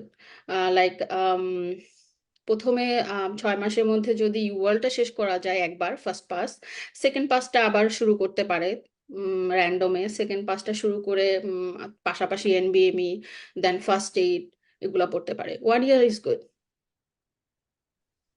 And resources wise হচ্ছে আপনি যেগুলো বলছেন, does that like, কারণ অনেকে আছে যারা হচ্ছে মানে ফ্রেশ med স্কুল গ্রাজুয়েটেড তো অলরেডি একটা fresh knowledge, so they don't really worry much about refreshing memories, especially anatomy physiology first ইয়ারের জিনিসপত্রগুলো। কিন্তু যারা হচ্ছে অনেক ওল্ড গ্রাজুয়েটস থাকে, তাদের মেইন কনসার্নটা এটা থাকে যে আমার ফাউন্ডেশন নলেজটার গ্যাপ বা ওইটাকে আবার রিভিউ করাটা, ওইটাতে সবচেয়ে বেশি স্ট্রাগলটা আসে। সো ওইটার উপরে how do you suggest focus? Same thing happen to me, আমিও তো ওল্ড গ্রাজুয়েট। সো আমি এগুলা বেশি বেশি পড়ি, যে আমি যখন বুঝতে পারি যে আমার এগুলাতে প্রবলেম হচ্ছে মেইন যেগুলা, তখন আমি এগুলাতে একটু বেশি সময় নিয়ে দেখি, মেমোরাইজ করার ট্রাই করি। সেম থিং, মেমোরাইজ করার ট্রাই করতে হবে, দেখতে হবে বেশি বেশি যার যেটা উইক পয়েন্ট আছে। এখন যে ওল্ড গ্রাজুয়েট তার স্বাভাবিকভাবে অ্যানাটমিটা একটু কম মনে থাকবে, তো সে হচ্ছে সেক্ষেত্রে এটা বেশি করে দেখতে হবে, ভালো করে পড়তে হবে।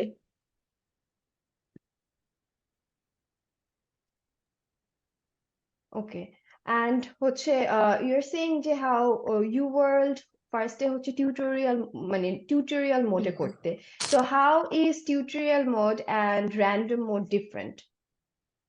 টিউটোরিয়াল মোড যেটা হয় যে আমরা সেটাতে কোনো টাইম লিমিটেশন থাকে না। আপনি একটা কোশ্চেন সলভ করে সাথে সাথে ওটা পড়ে ফেলতে পারতেছেন, সাথে সাথে একটা কোশ্চেন অ্যান্সার দিয়ে সাথে সাথে ওটা দেখে ফেললেন, সাথে সাথে ওটা পড়তে পারলেন। আপনার যত সময় লাগুক, আপনি বুঝতেছেন না, আপনি বারবার পড়তে পারেন, বারবার পড়তে পারেন। এভাবে টিউটোরিয়াল প্রথমে যারা বিগিনার তাদের জন্য এটাই আইডিয়াল আই থিঙ্ক। আর র্যান্ডম যেটা হয়, আপনার একটা প্র্যাকটিস হয়ে গেল। এটা যেহেতু একটা 40 মিনিটস, 1 ঘন্টার জন্য 40 কোশ্চেন, সো এটা আমাদের মেইন পরীক্ষাতেও সেম, 1 ঘন্টায় 40 কোশ্চেন। সো এটা একটা প্র্যাকটিস হয়ে যায় যে আমি 1 ঘন্টায় আমি কোশ্চেনগুলো সলভ করতে পারছি কিনা, এবং আমি কতটুকু আমার ব্রেন কাজ করতেছে, প্লাস হচ্ছে আমার সময় কি কোনো থাকতেছে কিনা, আমি কি কোনো টাইম রেখে দিতে পারছি কিনা যে আমার রিভিউ করার জন্য। এটা একটা good practice I think. And then random মোডে দেন এটা করে একটা ব্লক শেষ করার পরে আপনি হচ্ছে একটু র্যাপিডলি দেখে গেলেন আপনার কোথায় ভুল হইলো, কোথায় আপনি একটু কনফিউজ ছিলেন, দেখে যেতে পারলেন। এটাতে আপনার টাইমটা সেভ হবে, প্লাস হচ্ছে আপনার একটা পরীক্ষা দেওয়ার একটা এক্সপিরিয়েন্স আসবে। ওকে, একটা দিস কোয়েশ্চেন ইজ সামথিং যেটা আমি বোথ প্যানেলিস্টকে অ্যাড্রেস করতে চাই। এটা হচ্ছে যে পিপল সে হাউ প্রিপারেশনটা ডিফারেন্ট হয় ইনিশিয়াল স্টেজে, at the same time dedicate টাইমে হচ্ছে they have like a different, they studying the same thing কিন্তু স্টাডির অ্যাপ্রোচটা থাকে। সো কিভাবে মানে ইনিশিয়াল স্টেজে তো we are not worried about time crunch অথবা like how we will be appearing in exam, তখন আমাদের মেইন ফোকাসটা থাকে to actually finish our like concepts and like finish the syllabus at first go. So কিভাবে ওই initial স্টেজের পরে যে ডেডিকেটেড ফেজে কিভাবে how do you shift your focus from content finishing to exam focused study? সেটা যদি আমি বলতে চাই, সেক্ষেত্রে হচ্ছে যখন বিগিনিং স্টেজ ডেফিনেটলি তখন আমাদেরকে যখন পড়তে হয় তখন বেসিক কনসেপ্ট আমাদেরকে ক্লিয়ারের দিকে কনসেন্ট্রেট করতে হয়, যে আমার কনসেপ্ট আমি জিনিসটা জানি তো, জিনিসটা বুঝি তো, বা ফিজিওলজি ফিজিওলজির কনসেপ্ট আমার মাথায় ঢুকলো তো, বা অ্যানাটমিটা আমি বুঝলাম তো, বা ওই স্ট্রাকচারটা আমি জানি তো, ওই ব্যাপারটা আসলে বিগিনিং স্টেজে ক্লিয়ার করে যেতে হবে। যখন আমরা পড়াটা স্টার্ট করি, অনেকে ওল্ড গ্রাজুয়েট থাকে বা ফ্রেশ গ্রাজুয়েটদের ক্ষেত্রে হয়তো বা এটা একটু ইজি হবে, বাট আমরা যারা ওল্ড গ্রাজুয়েট, তো আমাদেরকে একটু এফোর্ট ডেফিনেটলি বেশি দিতে হয়। যে দিতে হয়েছে যে আমাকে সবকিছু জানতে হবে। এক হচ্ছে তখনকার ক্ষেত্রে দেখা যেত যে ভাইয়া নোটসটা পড়তাম, দেন হচ্ছে ইউআরএল গুলা কমপ্লিট মানে করতাম, বা ইউআরটা একদম সুন্দর করে পড়ে যেতাম, বা সিস্টেম ওয়াইজ যখন করতাম যে ইউআরটা পারলে হচ্ছে এটা ফার্স্ট এডে লিখে রাখা। তো এভরিথিং তখন হচ্ছে খুবই ক্লিয়ারলি কনসেপ্টটা বিল্ড আপ করতে হবে। আর ডেডিকেটেড স্টেজের ক্ষেত্রে আমি বলবো তখন হচ্ছে কুইক রিভিউ করার একটা প্রসেস বা সিস্টেমে আসতে হবে। অনেক সময় অনেকে মনে করে যে আমি ফার্স্ট এইড 10 to 15 ডেজে কি পড়তে পারবো, বা এত বড় একটা বই আমি তো আসলে সবকিছু আমার মাথায় রাখতে পারবো না। কিন্তু আস্তে আস্তে দেখা যায় যে ওই আহ, পড়াটাতে মানে কুইক পড়াতে একটু ইউজ টু হতে হবে ডেডিকেটেড পিরিয়ডে, এবং এমন ভাবে ঠিক করতে হবে যে আমি 10 to 15 ডেজে যদি আমি ফার্স্ট এড করতে পারি, দেন আমি একটা এনভিএমিতে বসবো। তাহলে আমার কাছে মনে হবে যে আমি সবকিছু বা একটা আমি ওয়েল প্রিপেয়ার্ড হয়ে পড়তে বসতেছি। এবং সাথে সাথে হচ্ছে র্যান্ডম ইউআর করার একটা প্র্যাকটিস প্র্যাকটিস থাকতে হবে। অবশ্যই লাস্ট পর্যন্ত আমার মনে হয় যে আমরা মনে হয় 5-6 ডেজ, 3 to 4 ডেজ হয়তো বা আমরা লাস্টের দিকে ইউআর নাও মানে হয়তো বা করার টাইম পাইনি, বাট আমরা মোটামুটি ইউআর এর সাথে ইউজ টু থাকা ট্রাই করছি, যে প্রত্যেকদিন একটু প্র্যাকটিসে থাকা। বা যদি আমরা দেখা যায় যে ইউআর একদম ছেড়ে দিলাম, শুধু পড়ার দিকে কনসেন্ট্রেট করলাম, তাহলে কি হয় আর কি, মানে পরীক্ষার যে একটা এক্সপিরিয়েন্স বা থিঙ্ক করার যে একটা এক্সপিরিয়েন্স, বা এক্সাম বা সবসময় যে একটু ব্রেইনটাকে ইউজ করার যেই ব্যাপারটা, ও ওই জিনিসটা হচ্ছে র্যান্ডম কাজ করার মধ্যে মানে ইয়ে থাকে আর কি, যে প্র্যাকটিস থাকে বা ব্যাপারটা থাকে। তো ডেডিকেটেড পিরিয়ডে আমি বলবো যে ডেফিনেটলি কুইক রিভিউ করা, বা যেই জিনিসটা আমি বারবার ভুলে যাচ্ছি বা যেই কনসেপ্ট আমার মনে হচ্ছে আমি রাখতে রিটেন করতে পারতেছি না, বারবার ওইটার দিকে আহ খেয়াল করা। যেমন আমার ক্ষেত্রে আমি সিম্পল জিনিস যে স্ট্রোক, দেখা যায় যে কোন আর্টারি বা কোন, আমি আমি দেখা যেত ওইটাতে ঝামেলা করতাম। বাট ওই ট্রিক গুলা মানে ওই ওই ট্রিক্স গুলা, যে না এটার সাথে তো এটা হবে, ওইটার সাথে বা এই জিনিসটা বললে অ্যান্সারটা এরকম হবে, মানে ওই টেকনিক গুলার দিকে বেশি কনসেন্ট্রেটেড হতে হবে আর কি লাস্টের দিকে, যে আমি কত ইজিলি ওই কোশ্চেনের অ্যান্সারটা আমি ধরতে পারি। ফার্স্ট এর দিকে বিগিনিং স্টেজে হচ্ছে তোমার মানে আমাদের ক্লিয়ার কনসেপ্ট রাখতে হবে, আর লাস্টের দিকে হচ্ছে আমি কোন টেকনিকে ওই অ্যান্সারটা আমি বুঝতে পারি ওই জিনিসটার দিকে বেশি কনসেন্ট্রেট করতে হবে, এটা আমার কাছে মনে হচ্ছে আর কি। ডক্টর নাহিদা, আপনি কি কিছু অ্যাড করতে চান?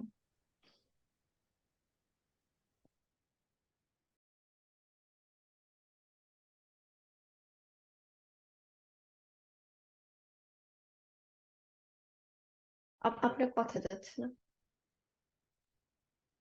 হ্যাঁ, আপুর সাথে আমি একমত। প্রথমে স্টার্ট করতে হবে যে আমার যে কোনো কিছু ভালোভাবে বুঝে তারপরে যেতে হবে। প্রথম যখন স্টার্ট করে তখন আম, ভালোভাবে বুঝে যেতে হবে, বুঝে তারপরেই সেই চ্যাপ্টারটা ডান করতে হবে। না বুঝে আসলে সেটা ডান করা যাবে না।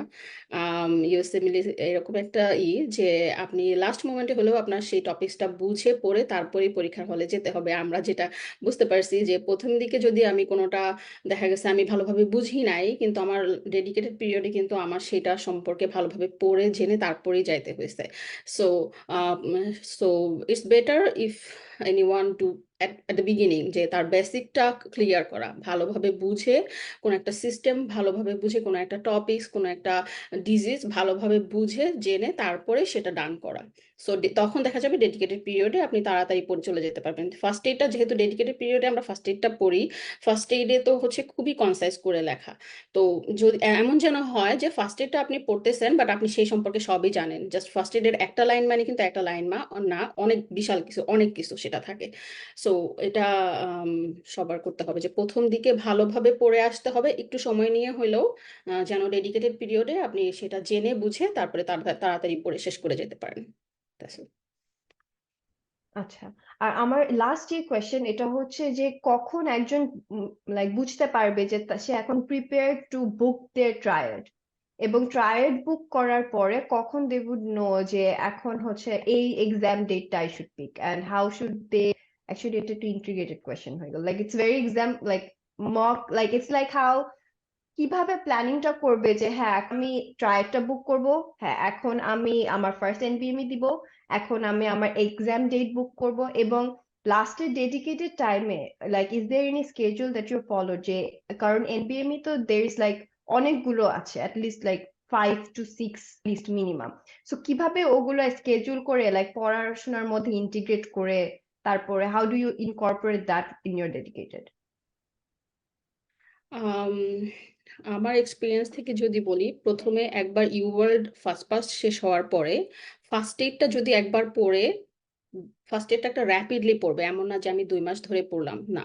15 দিন প্রথম যেহেতু যখন পড়বে তখন মানে ইউআরটা শেষ করার পরে, ফার্স্ট পাস শেষ করার পরে ফার্স্ট এইড যেটা, সেটা হয়তো 20 দিনের মধ্যে শেষ করে একটা এনবিএমই দিবে। এনবিএমই দেওয়ার পরে যদি মোটামুটি প্রথম এনবিএমই হওয়া উচিত আই থিঙ্ক 27, কারণ 26 এগুলা একটু আমার কাছে কঠিন লাগছে, আই ডোন্ট নো।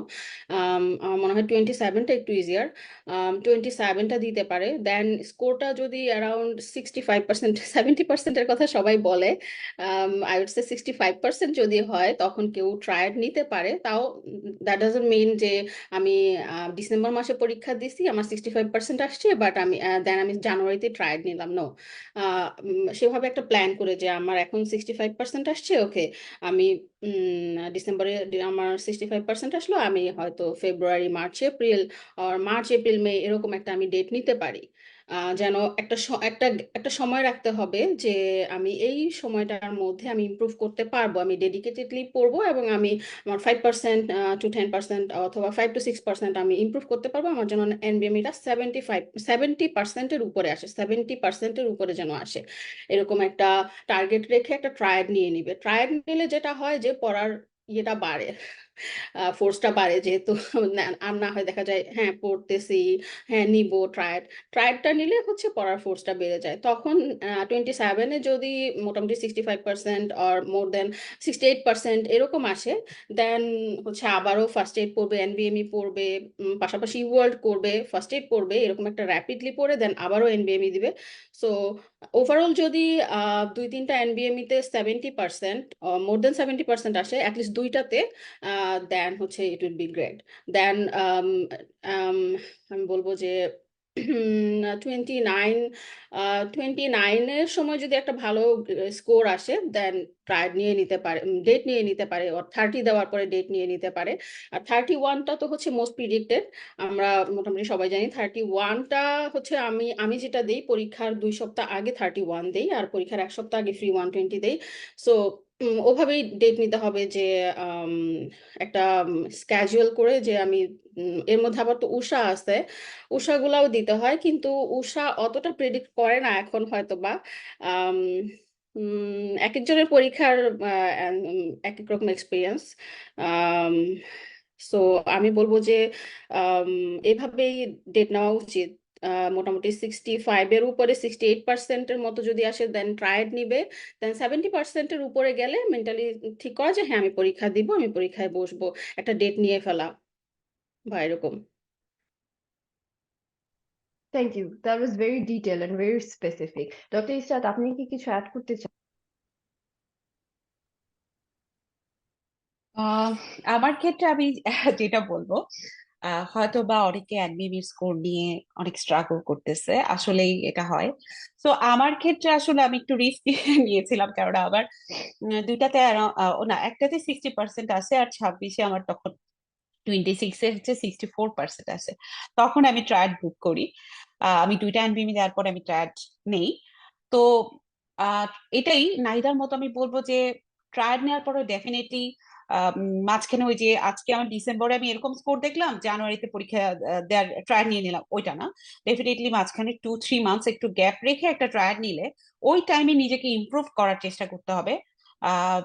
তো আমার ক্ষেত্রে আহ, যেটা বলবো, আমার স্কোর এভারেজ ছিল এনবিএমিতে, বাট আমার ইউডব্লিউ এস ওয়ানটা বিলো 60 ছিল, আর 2-3 তে আমার হচ্ছে স্কোর ভালো ছিল, একটাতে আই থিঙ্ক 63% ছিল, আর একটা মনে হয় 68% ছিল, এরকম ছিল আর কি মোটামুটি। যেহেতু UWS ওয়ানটা একটু ডিফারেন্ট, মানে বাস একটু অন্যরকম, যাই হোক এটা বেশি একটা প্রেডিক্ট করে না। তা আমার ক্ষেত্রে আমি মোটামুটি বলবো যে এনবিবি স্কোর আমি মানে এটাই হোপ দেখাবো, যদি কনসিস্টেন্সি মেনটেন করতে পারে বা অ্যারাউন্ড 65% এনবিএমই কনসিস্টেন্সি মেনটেন করা যায়, মানে আমার এরকমই কনসিস্টেন্ট ছিল দেখে আমার এতটুকু কনফিডেন্ট ছিল যে আই থিঙ্ক আমার দ্বারা আমি পসিবল, আমি পারবো। কিন্তু লাস্টে আমার 31-এ 70% বা 320-তে 70% আসছে। তো ডেট নেওয়ার ক্ষেত্রে হচ্ছে আমি যখন দেখলাম আমার 65% কনসিস্টেন্ট, তখনই আমি আসলে ডেট নিয়ে নিছিলাম যে আমাকে দিয়ে দিতে হবে, কেননা যেহেতু আমার চারপাশে অনেক মানে ঝামেলা, মানে আমার বাচ্চা কাচ্চা আছে, যদি আমি লেট করি তাহলে আবার আমি ভুলে যাব, আবার আমি পিছায় যাব। তো সেই ক্ষেত্রে আমার কনসিস্টেন্সি দেখে আমার কাছে মনে হয়েছে আমি বুক করতে পারি, তো ওভাবেই আমি আমার ডেট বুক করে ফেলছিলাম। সাথে ডেফিনেটলি নাহিদাও বলছিল যে, যেহেতু আমার পার্টনার, ও আমাকে অনেক মোটিভেটেড করছে যে আপু আপনি সব জানেন, আপনি পরীক্ষার হলে বা এনভায়রনমেন্টে দেখবেন যে আপনার স্কোর অনেক ডেভেলপ করবে। তো ওইটাও আমার কনফিডেন্স বুস্ট আপ করছে আর কি। তো আলটিমেটলি আমার যখন 31-এ 70% আসে এবং ভালো 320 ভালো আসে, তখন আমি এক্সামে বসে যাই আর কি। তো আমার ক্ষেত্রে বলবো যারা একদম খুব স্ট্রাগল করতেছে, কিন্তু তারা যদি একটা কনসিস্টেন্সি এনবিএমিতে মেনটেন করতে পারে 65% অ্যাবাভ, আই থিঙ্ক তারা এক্সাম ডেট নিতে পারে। বাট কনসিস্টেন্ট এবং ডেফিনেটলি ডেডিকেটেড পিরিয়ডে সিরিয়াস থাকতে হবে, অনেক সিরিয়াস থাকতে হবে। Thank you. Thank you so much, Dr. Ishrat and Dr. Nahida, and congratulations again. We are really inspired from your stories. So we are almost into our session. So I would like to conclude today's enlightening session, and I'm deeply moved by your stories shared. And Dr. Abdullah Masood sir and Renu Simili have been showing unwavering dedication to our students to radiate through our education and support. So thank you to once again, thank you to our panelists and participants and supporters who are showing dedication. So let's continue our journey with Dr. Dream Yosemite with his guidance. And I would like to address one thing. We have currently ongoing step 1 and step 2 batches. So if any of our participants or you are interested joining our batches, you definitely can reach out, because you already hear the Dr. Israt and Dr. Nahid Nazin Apu কিভাবে আমাদের batch কিভাবে help করেছে, and স্যারের notes and everything, how it helped. And if we get study partners, how study sessions and everything কিভাবে একসাথে পড়লে আগানো যায়, like we keep each other motivated. So I guess if you're interested, any of you guys can knock us on Facebook page or anything. So definitely we will help you guys. So thank you for today. So I guess we're done. Thank you, everyone. Have a blessed day. Thank you. Thank you so much.